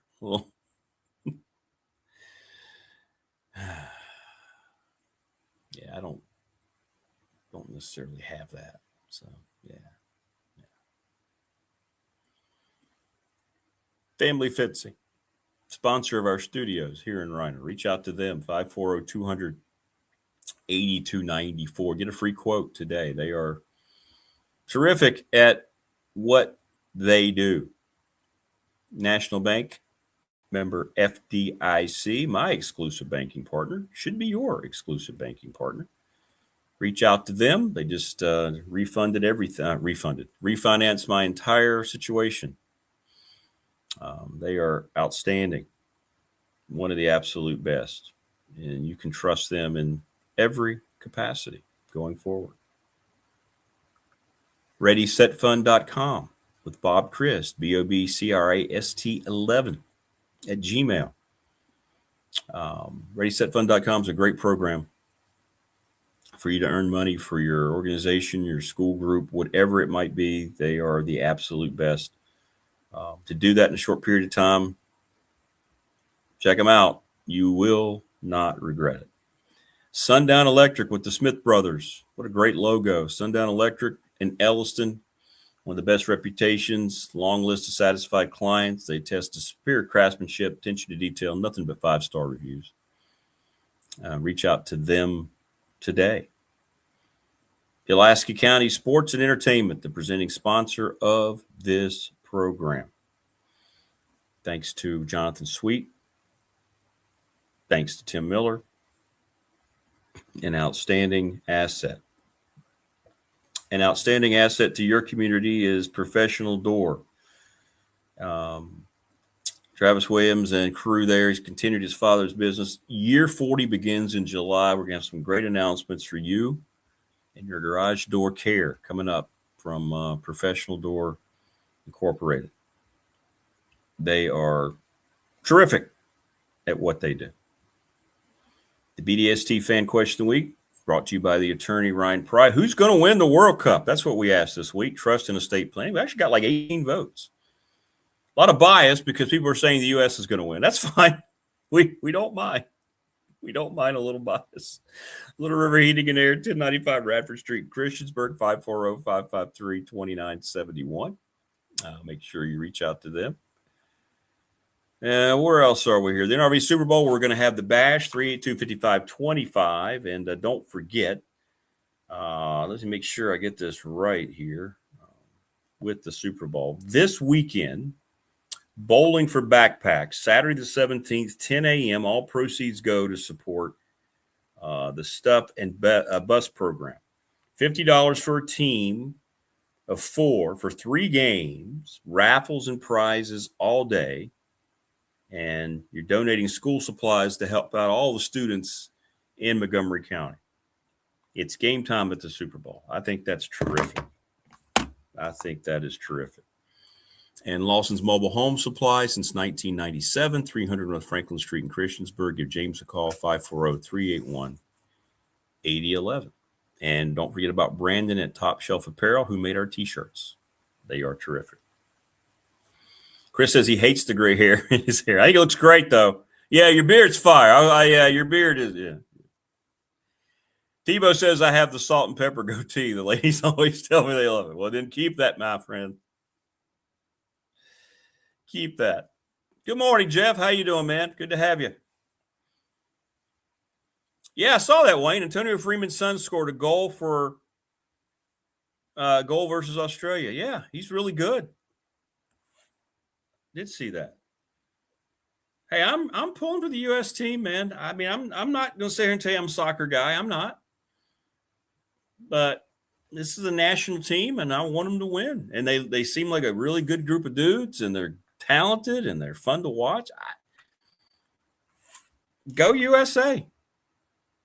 I'm down. Now, if they get eliminated, I probably won't be sitting there worried about watching the whole thing. But right now, I'm with you. Mike Burnip coming up here in just a little bit. Brought to you by Louise Baker Team Long and Foster. And we'll find out, I think tomorrow is the press conference for Brian White. Neil needs to come on and analyze. Let me tell you about Neil. So yesterday I was catching up. It was my first day back to work after the honeymoon and then the week off when we had family here. And I caught up with Neil late in the afternoon yesterday. He told me he has watched every World Cup match but one. And I looked at him and I just said, what is wrong with you? And he said his family's really happy because he's not been around.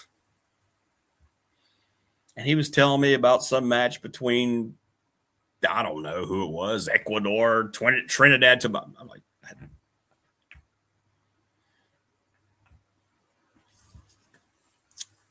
yes, the NBA draft is on Thursday, and Keon and I are going to cover it at length tomorrow.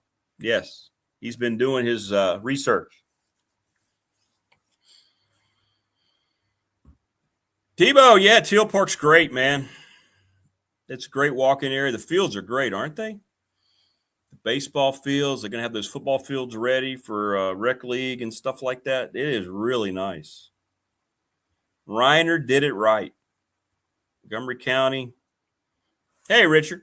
Glad you're back. Reiner did it right, man. It's beautiful. It is serene. It's a great area, man. They got the bathrooms open. Please subscribe, like, and share, by the way, the channel. It's good stuff. Good stuff. Yeah, of course, the Teal family here in Reiner, legend. I was very close. God rest his soul, Bull Teal. Yeah, I think about Bull every day. It's almost like he enters it. He was I knew Bull. He was a big fan of BDST on the radio. And I met him years and years ago calling when I was Radford High School, and he ran everything at the Auburn High School sporting events.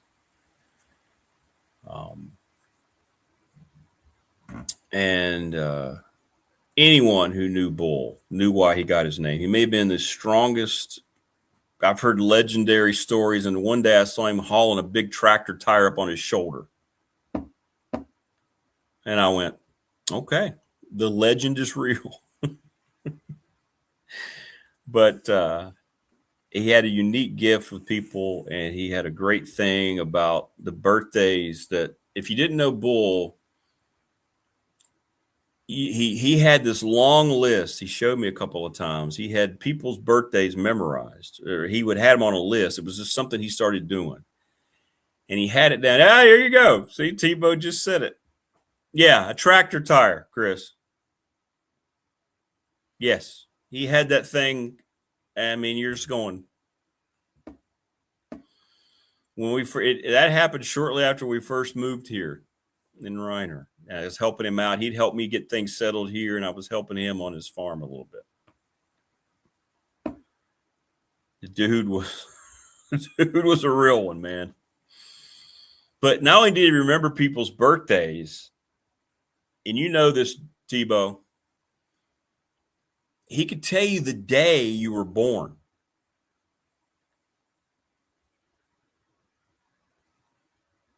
Like, he had a formula, and I don't remember the formula, but you would tell him the date, and he would sit there without looking at it. He'd say, you were born on a Tuesday. And then you'd go look it up, and there it was. It was, and he knew so many historical sports tidbits. The guy was amazing. And I think back, and I'll never forget it, the last time I saw him, I was up in an evening walk up at the Auburn schools with Janet. We had not gotten engaged yet. And his daughter, he was pushing him in a wheelchair, and his health had already really declined greatly. And he and I had a great conversation. He still had that laugh. And I'll never forget it. The last thing he said, he thanked me for the show. He thanked me for all of the years of friendship. And he said, this will probably be the last time I get to see you, big dog. But remember, you were born on a Tuesday. And I shook his hand, and it was the last time I saw him. But getting back to Teal Park, it is beautiful. It is beautiful. I saw Bull lift a motor out of a car. That's what I'm saying. I about passed out. I know, man. He had the tractor tire. I don't know. Who's cutting onions in here? I know. I got a little, just thinking about that. But in any event, he loved athletics. He loved his community out here. And the Teal name is synonymous with Reiner and Auburn. Just great people. And I'm so glad that his legacy is here forever, to be honest with you. His legacy is there. You know, you don't get to decide your legacy. Your legacy is how people remember you. And I hear that a lot. What's your legacy going to be? And somebody tries to describe it. You don't describe your own legacy. That's not up to you or me. That's up to everybody else. And his legacy is,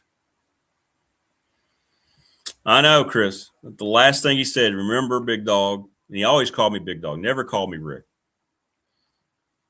Remember, big dog, you were born on a Tuesday.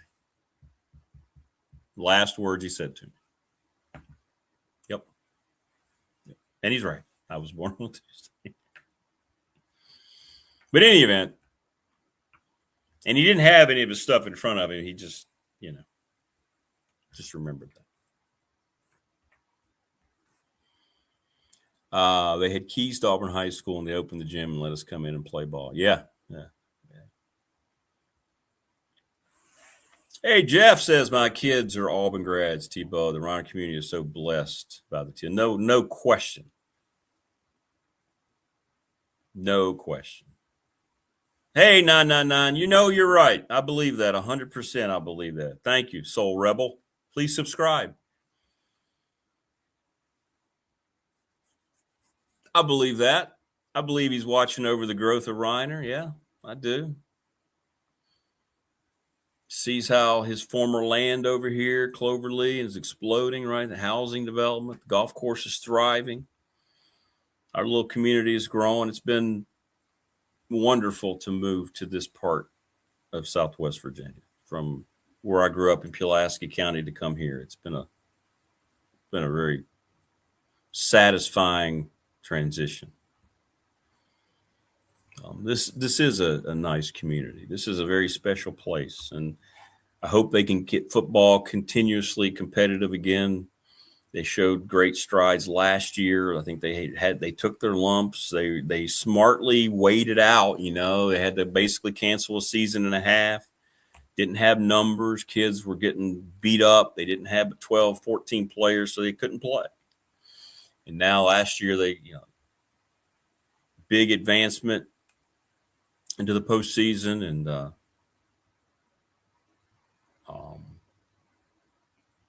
hope it gets better and better. And I go back, and we're gonna have Jack Turner on this program soon, who has been successful everywhere. Jack came to Reiner and completely turned this place on its ear, football-wise. He brought in Joel Hicks' weight program and did not compromise and got Reiner into the postseason for the first time in I don't know how long. And he had some health issues, and he's won everywhere he's gone. It's a good, special community here. We're fortunate. You go places, you travel, and you go places, and you come back home. And Southwest Virginia, where we are, New River Valley, this whole area is just, we are blessed. We are. We don't think about it enough because we get bogged down, or you see other places, and people want to try to label where you are as being rural or whatever. But you know what? It's not. It's home. People are genuine here.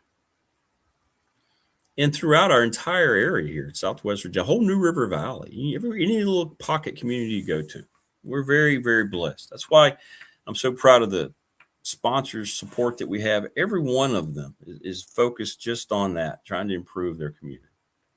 And I've benefited from many of the people that sponsor the program. Yes. Bull Teal needs a statue. Coach Elmo, you're right. They should have a statue of Bull up there by outside the gymnasium. They should.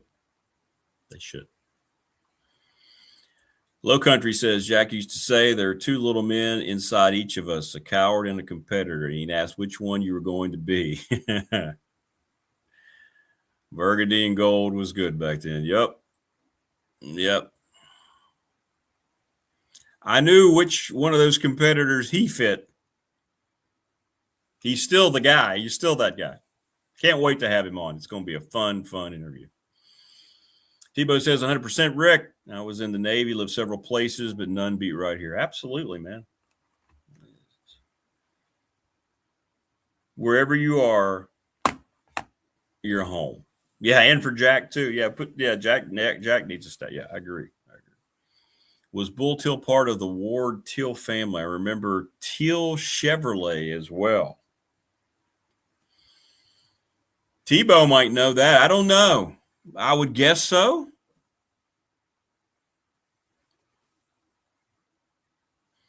Yeah, we are getting a little sentimental, aren't we, Brandon?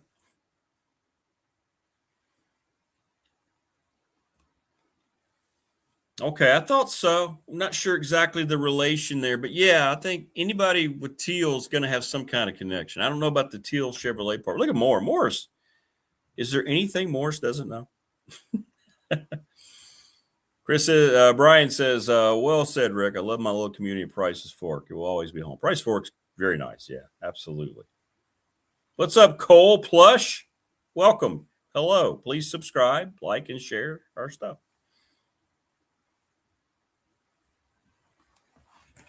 And, part of this whole thing here is us is it's amazing. You go back talking about advancements in what we are. It all goes back to Frank Beamer. It all goes back to Tech football. And that's why there's always going to be supreme focus on it. There's always going to be a mindset that it has to be right again. And you're never going to replicate what was built. That was such a unique thing. But for the future, it's got to be rebuilt. Ragsdale, Christ, White, and Hicks all need statues if they don't have them already. Yeah, Coach Lindenberg, Absolutely. Think about the great high school coaches we've had. We're so blessed every month to have one of those on. And Coach Rags. How many great coaches, great men did we have throughout our communities in coaching just football? Now, there have been other great coaches, but think about that.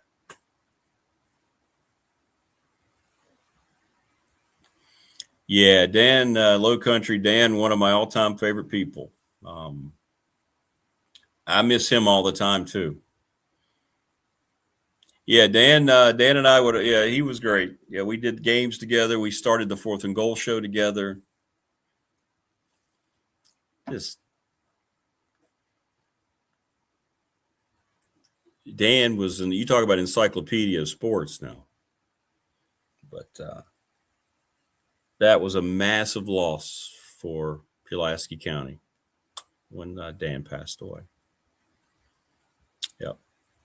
Yep. Yeah, he had all sorts of sayings there. One of my favorites was on a passing play, 3 things can happen and 2 of them are bad. So just run the damn football.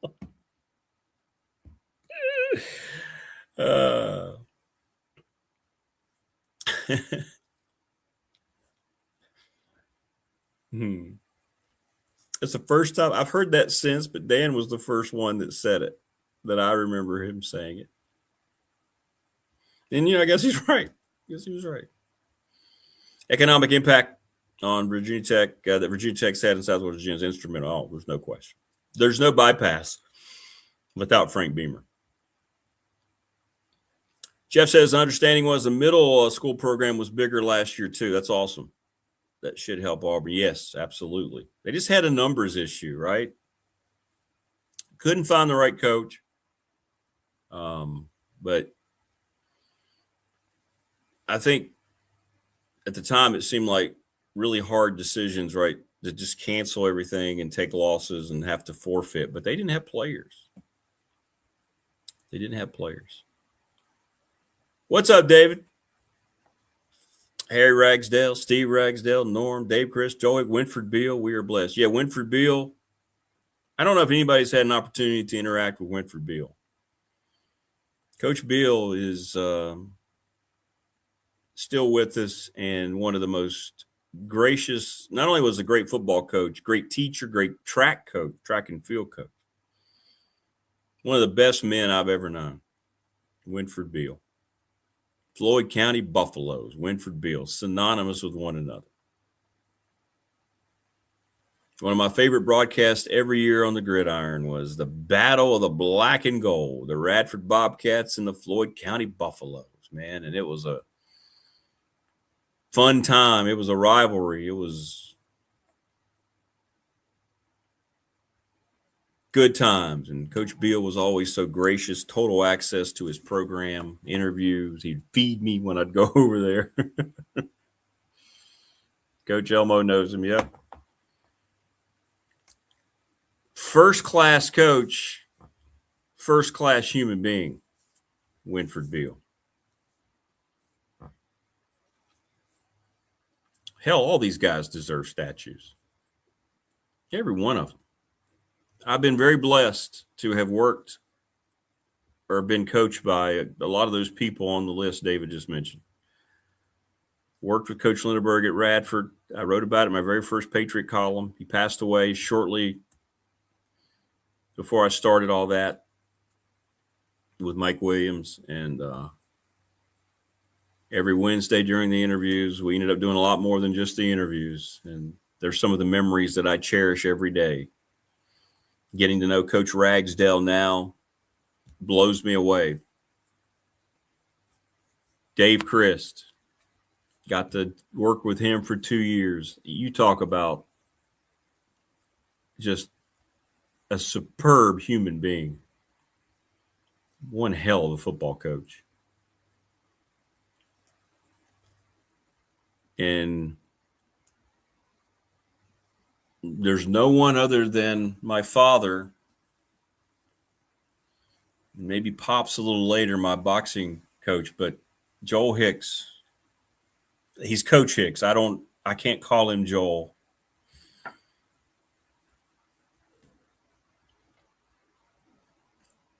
Easily from outside your family, the most influential person still to this day. And I think a lot of us feel that way about our high school coaches, regardless of the sport, right? You go back to those times. Hey, Rodney, the black and gold still today is about, yeah, man, it was a lot of fun, those games. When do we get a Rick Watson statue? Probably not my decision. I don't think that's going to happen.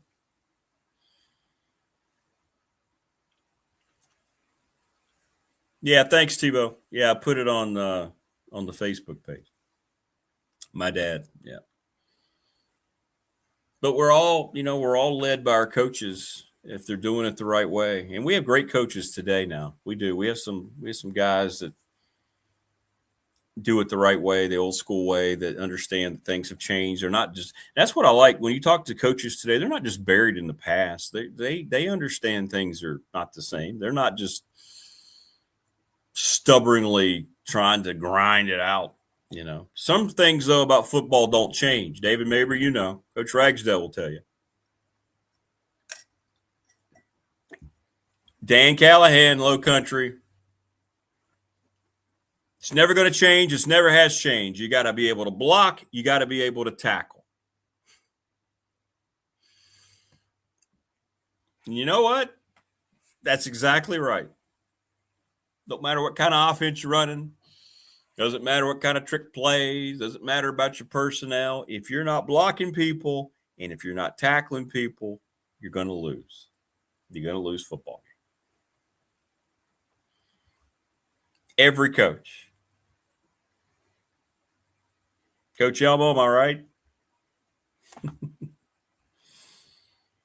You got to block them and you got to tackle them. It sounds simple, doesn't it? But boy, when you're watching a football game, how many times do you go, we're not blocking anybody. We can't tackle. Look at the missed tackles. NFL has become unfortunately, kind of a cesspool for that. A lot of bad tackling angles. Prometheus says, I hate that coaches don't stay long in college and high school. These guys were father figures and it's just not the same. Yep. Coach Chris, coach my dad, brother, and me. Oh, that's awesome. That doesn't happen anymore. That's great, man. That's so cool, Prometheus. You're far too kind, Jeff. BDST putting Reiner in the NRV on the worldwide stage. Well, we are on a worldwide stage. I will say that because YouTube is definitely the most popular worldwide viewing stage. Yes. But no, yeah. Fun times, though, man. And we all have it. Those of you that are here, we all have those memories and those folks. It wasn't always easy. A lot of times you probably cursed out that coach. After the Super Bowl BDST bash, we will put up a Rick Watson statue at the mall entrance. Yeah, you can put a statue up of me right outside of Bath and Body Works. Fundamentals of football never change. Correct.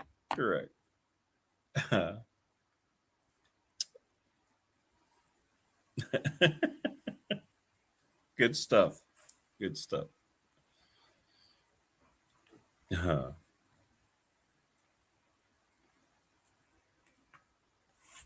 memories, though. We're going to change around the 4th and Goal show this year. Different format. We're going to try to have coaches on from the region, the area on every week. Sorry, I got like a little scratched eyeball, it feels like. But we'll update you on that's coming up. And what's your question, Chris? Did I ask what? Is Brian Christ on tech staff related to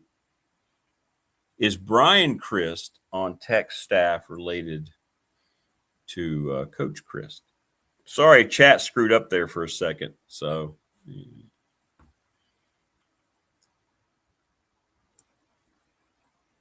Yeah, we're good now. We're good. I think everything's good. Yeah, pretty sure Brian Christ is Coach Chris' son, right?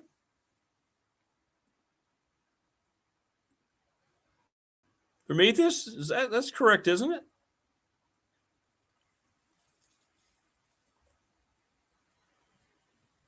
Pretty sure that's correct. Chad is always on it, so we'll let them fill it in here. Absolutely, we will. Mike Burnett going to join us here momentarily. His appearance brought to you by Louise Baker, Long and Foster. Yep, that's what I thought. Thanks, Brian. Got to see Coach Christ. Thanks, Morris. Got to see Coach Christ at the Blacksburg Sports Club event with Coach Elmo and Coach Foster. He looks really good. Got to see Faye. She gave me a big hug. Great people. Coach Chris looked good. He does the Blacksburg High School update. Man, he's up there just boom, boom, boom, boom, boom. And you talk about guys who made teams better. How many – do you know this, Prometheus and Brian, all you guys? You look at his state championship teams, how many of them started out, maybe not looking like a championship team, and then all of a sudden – here they are getting better and better toward the end of district play, and then they go and run through the state championship.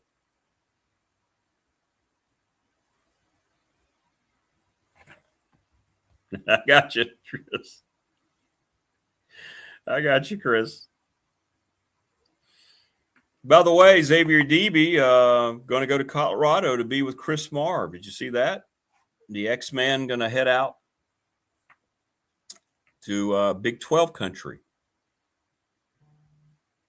Feels like a pivotal year for Deion Sanders. Yeah, his sons are Brian and Michael. Yep. Of course, we know Michael, right, down at Radford High School. Yep. He's been on this program. Doing a great job with the Bobcats. Won a state championship.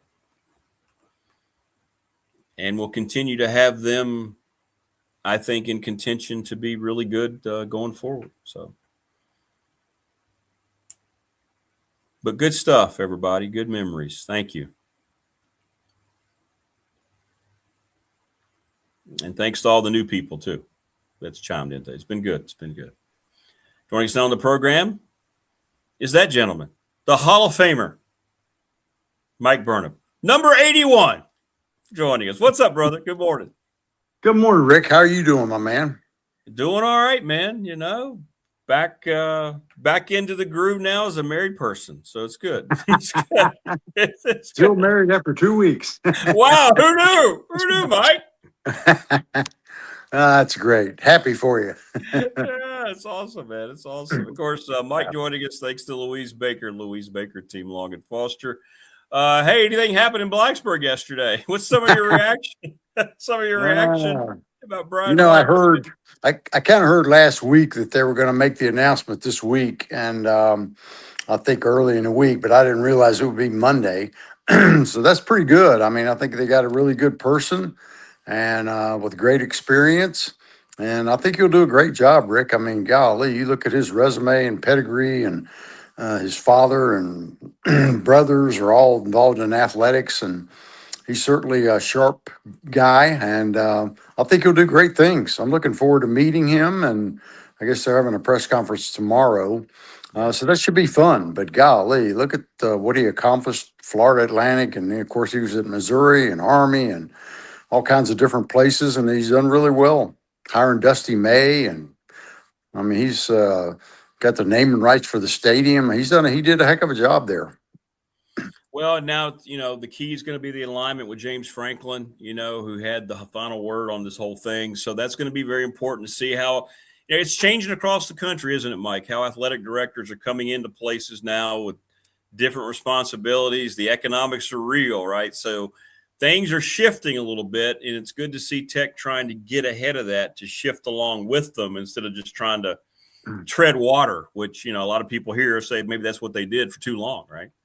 Well, they did. I mean, they tried to do a lot with the little for so many years, and it just didn't work after a while. And so, all those things that Coach Fuente and Coach Pry wanted, they couldn't get enough money. And so, yeah, when you get James Franklin in the fold, he's been there and done that. Great CEO. You knew that things are going to start happening. They have. And this, I think, is another great hire, another good piece to the puzzle. And I think he'll do a heck of a job in fundraising, and who knows what the naming rights might end up. But he's certainly got a heck of a resume for sure. And that'd be nice to kind of recreate, since his brother's at Tennessee, right? Recreate that game with Tennessee somehow, somewhere down the road, maybe at the Bristol Motor Speedway again. Why not? Why not? Yeah. Even if you just do it every so often, at least it's on there, right? Both fan bases seem to want it. Just give the fans what they want for a change. Come on. I know. And in this day and age when you need the money, Rick, I mean, you just think about 150,000 people in the stadium, how much money that would bring both places. So, yeah, that would be something to maybe look out down the horizon. But it'll take a while, I'm sure. But, yeah, that's something maybe in the works. But I really think it's a good hire, and really looking forward to meeting him. Is that now everybody in place? I know the Rector thing has to be, but is that pretty much everything in terms of athletics now? Now they can start going. You're going now because now you got that final piece in place in the athletic director. Well, yeah, I think so. And they got, the Merriman Center's under total renovation construction. I mean, they're doing so much stuff over there now, trying to get it ready before football starts. And so, yeah, this was the big piece of it. They wanted to get it done before the end of June. They got it done before the end of June. And now they got him in place, and that'll be a real good piece to the puzzle. And I'm sure James Franklin had a large part in the hiring of him, or giving the blessing or the okay to do it. And that's, I think it's a win-win. Somebody pointed out earlier, Mike, it just seems like Virginia Tech's being very smart, and you've been through it all with them. Historically, they've done a good job of making sure, whether who was running the department, of positioning themselves to be in a good spot, whether it was joining the Big East, being there for the ACC invite. And now they understand, we all know what's going to happen here in a few years. This thing's going to change, the whole way it's going to look, a realignment, the big break off. It's going to happen.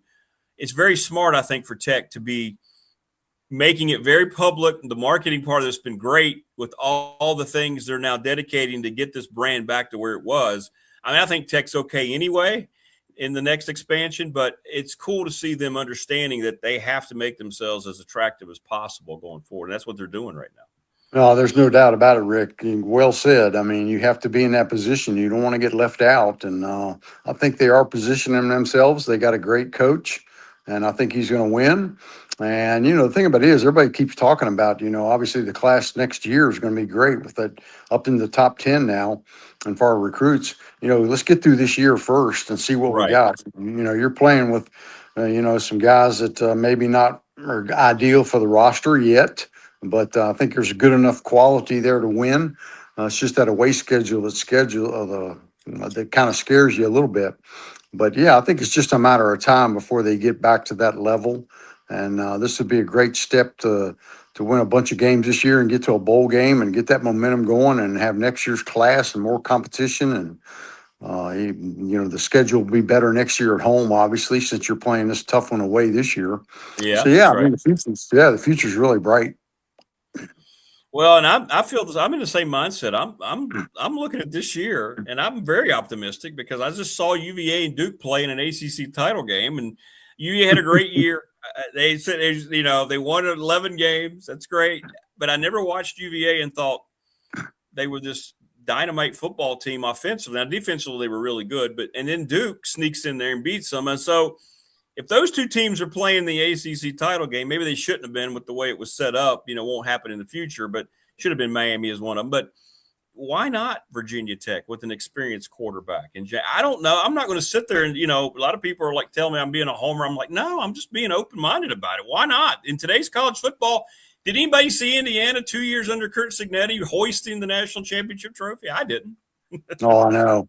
I know. He did a magnificent job, no doubt about it. And yeah, I think you're right. You know, with the quality of the players he brought in from Penn State, the recruiting class that he got, and keeping the key guys off of last year's team, I think they got a chance to have a heck of a year.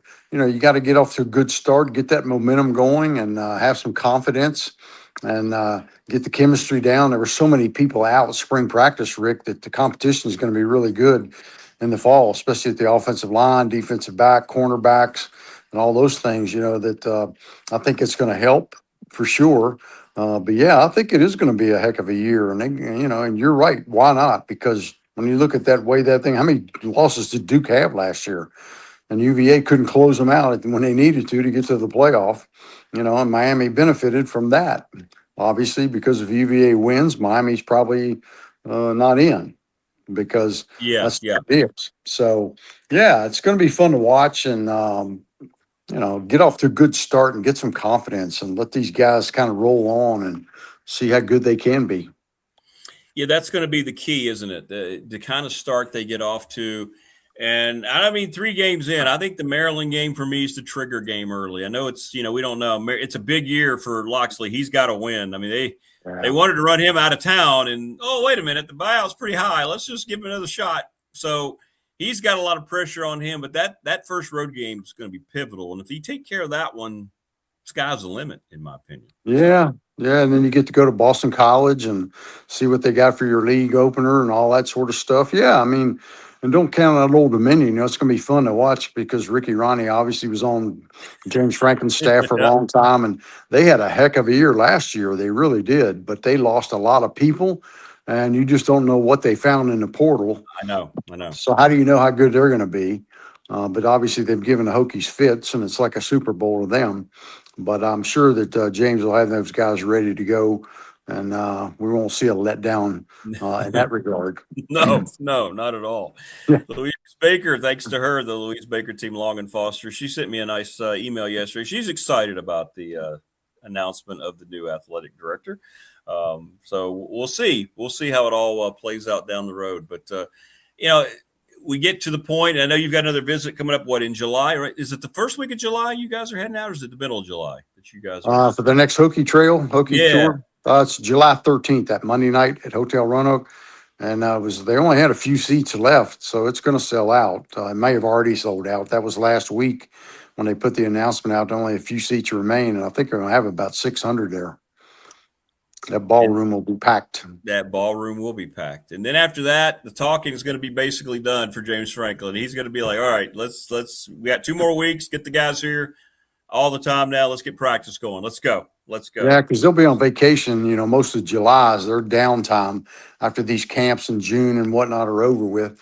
So that'll be their downtime, and then it's going to be full speed ahead, 24/7 football, and from August on until the end of whenever, you know, December, January, till we finish up. And so it's going to be fun to watch, exciting, and I think most of those games are going to sell out. So it should be really good stuff. Looking forward to it. Yeah.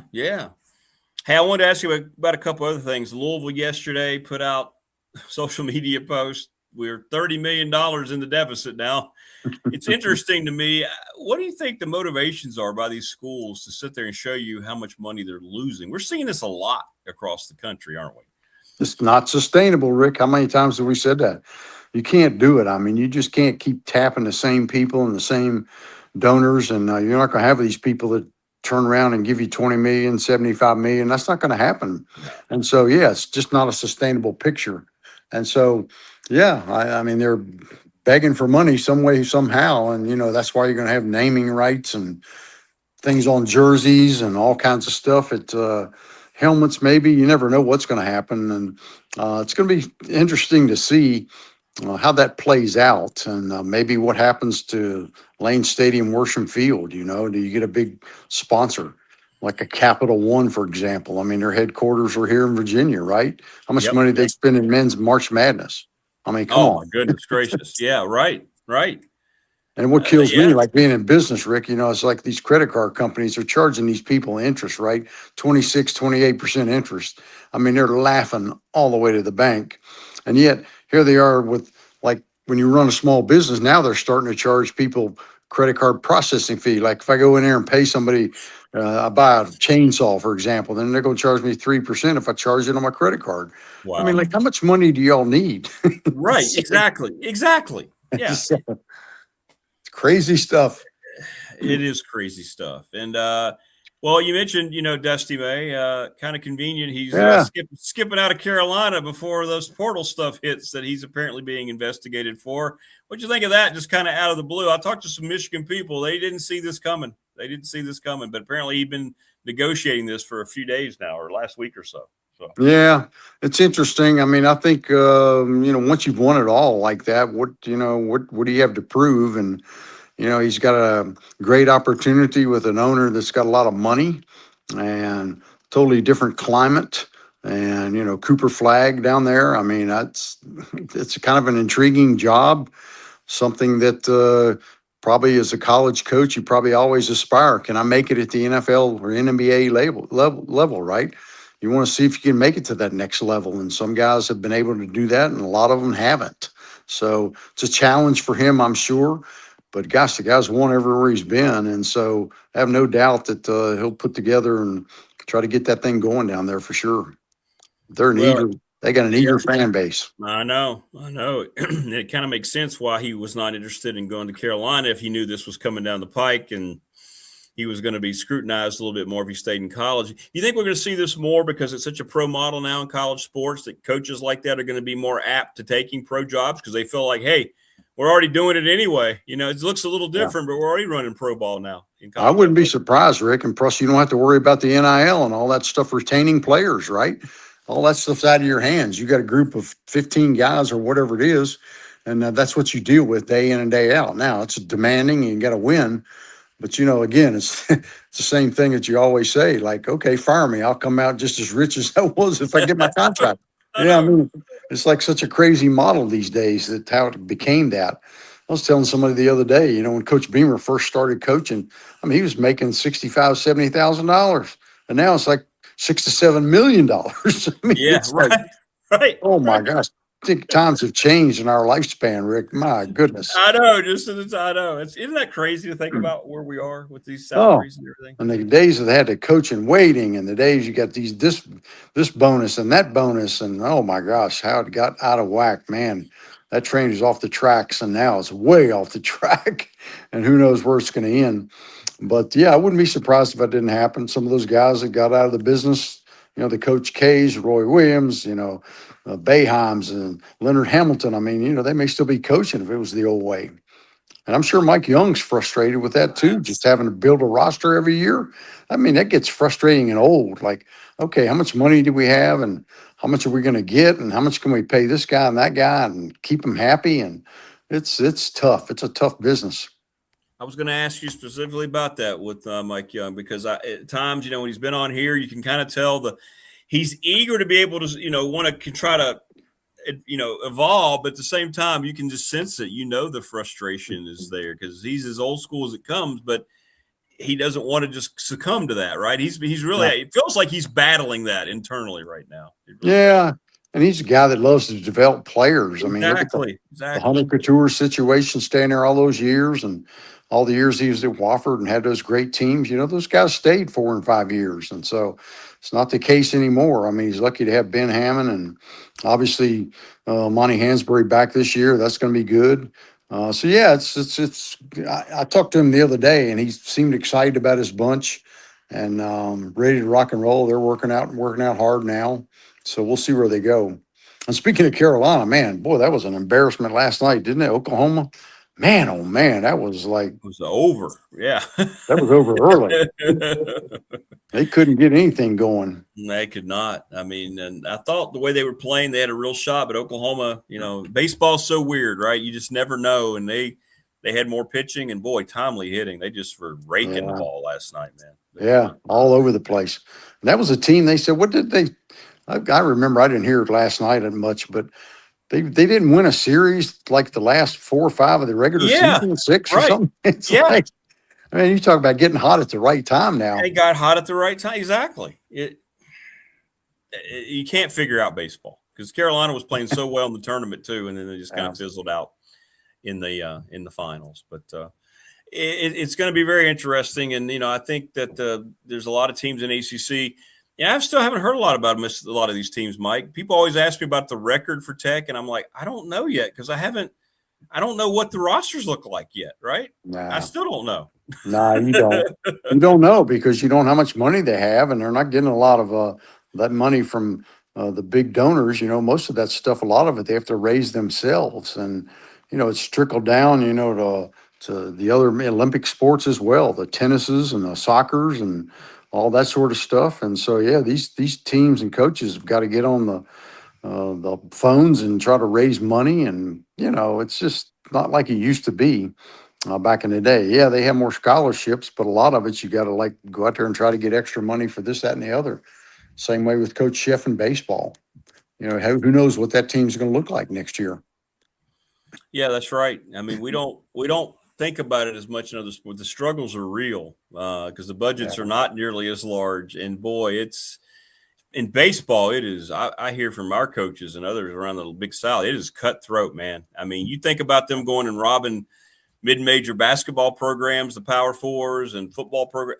Baseball, it is almost times 10 from what I'm hearing. I mean, they're scouting your guy. They're scouting your guys while you're playing your games in your conference and talking to your guys, after the game. It's bizarre.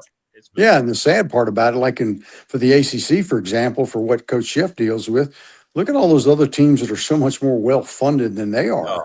I mean, it's just out of whack when you look at from top to bottom. That's like those great wrestling schools, the Penn States and the Iowas and all. I mean, the budgets, Nebraska, those budgets, they just put Virginia Tech out. Like, you got to be kidding me. So, yeah, it's interesting how some teams, some leagues, they have priorities in some sports, and they got more money than you know what to do with. They do, and they're entrenched because they're getting donations from alums of those sports, and they can just make it contribute directly to that. Some athletic departments aren't set up that way. You can't just add money freely to a certain program, right? And then that turns off some donors. There's so many politics in the way. It doesn't seem like it should be that way. But if I'm somebody that has that kind of worth, and it'll never happen. But if I am, and I want to give money to a specific program, a lot of times you can't do that, but you can, like you're mentioning, these other places, you can do that. So, yeah, it's not sustainable. It's going to be interesting to see. Maybe when you say politics, and maybe that's the way it's going to end, right? Get them involved and make them have some rules, guardrails, salary caps, whatever it takes to get this thing back on the track and make it sustainable. It's too good of a product to screw up. And, the viewership is just there, but you just can't keep doing with the way it is now. There's no question. It's some point. I don't know. Are they just waiting for the bottom to fall? I don't know. It doesn't seem like there's anything coming anytime soon. And that's what disappoints me the most, I guess. I don't know. But we want to, wait a minute. We still got Mike? Did we lose Mike? Yeah. It's going to be different. Yeah. It's going to be different, moving forward for sure. I don't know. It's sad, but the product is too good. The viewership is there. People want to see. I mean, but it was kind of funny. I was listening to the TV last night talking about how fatigue sets in, like these later games at the baseball in Omaha. They're not as well attended because people can't afford to stay there for 10 days, right? I know, right.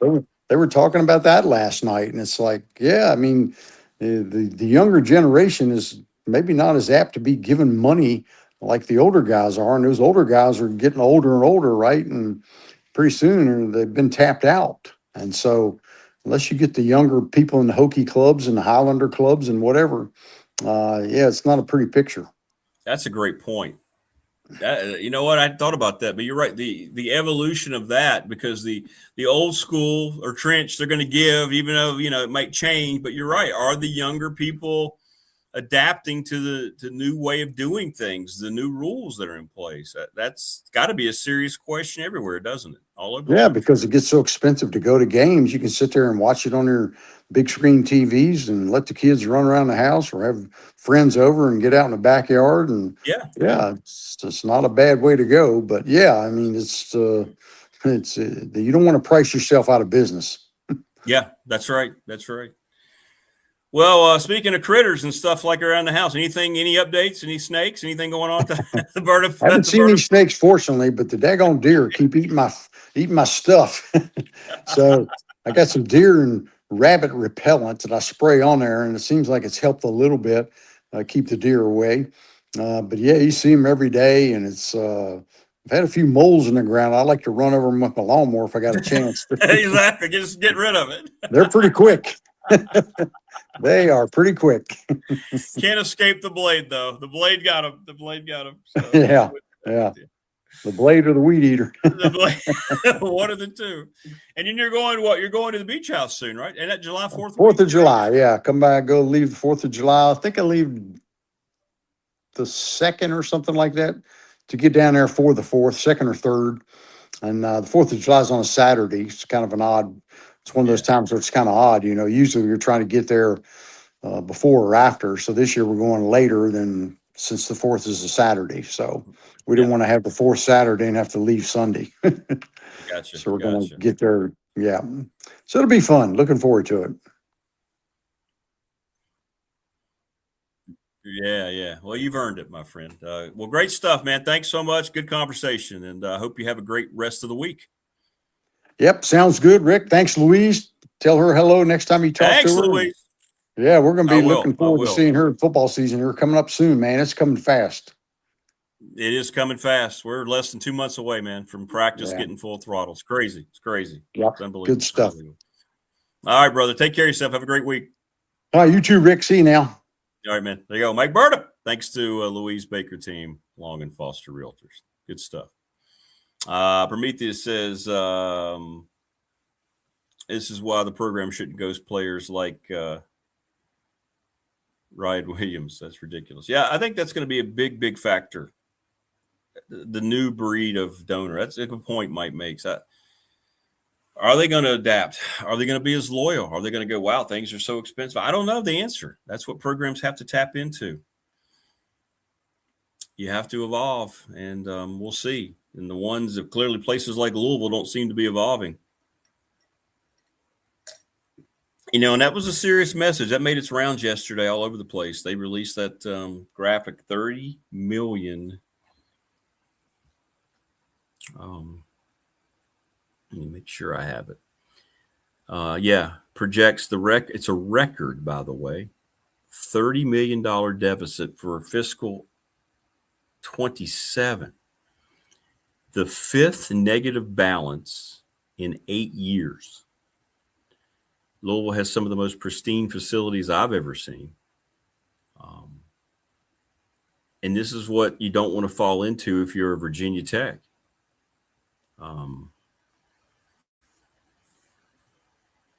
This whole notion that schools are printing money is just not true.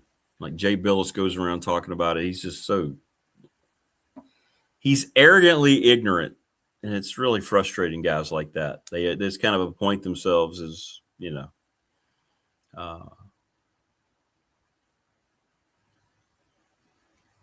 looking at some of the comments on this. But again, for me, when you see stuff like this, it comes down to the future actions. Are you still spending money? How can you say you're losing money if all of a sudden you're doing this, right? So which is it? Are we being told the truth? And I don't know the answer to those questions. Thanks, Low Country. Appreciate you, brother. Stop by anytime, man. Please subscribe. Tell your friends. Tell everybody in Cougar Nation. Good to see you, man. Good contribution. I hope we made your morning better. It makes my morning better all the time talking to everybody here. It's great stuff. Thanks to Family Fencing, McClellan Chiropractic, Professional Door Incorporated, Louise Baker. Thanks to Pulaski County Sports and Entertainment, our presenting sponsor, Little River Heating and Air, the attorney Ryan Price, 701 West Main Street in Radford, Trust and Estate Planning, National Bank, member FDIC, our exclusive banking partner. Professional Door Incorporated, as I mentioned, Travis Williams, sponsor of our text line, ReadySetFun.com, Sundown Electric, the NRV Super Bowl, and Lawson's Mobile Home Supply. our sponsors here on the program. And a lot of a lot of new folks chimed in today. That was great. People that really contributed. Please subscribe, stop by. You're welcome anytime. Program is growing, and Big Dog Pop will likely be back. Matter of fact, you know what? Let's go ahead and pinpoint it. June the 3rd, the night of June the 3rd will be the next June the 3rd. July the 3rd. It's June 23rd, right? July 3rd. Why don't we? It'd be next Thursday, a week from this Thursday. We'll schedule that for our next Big Dog Pop.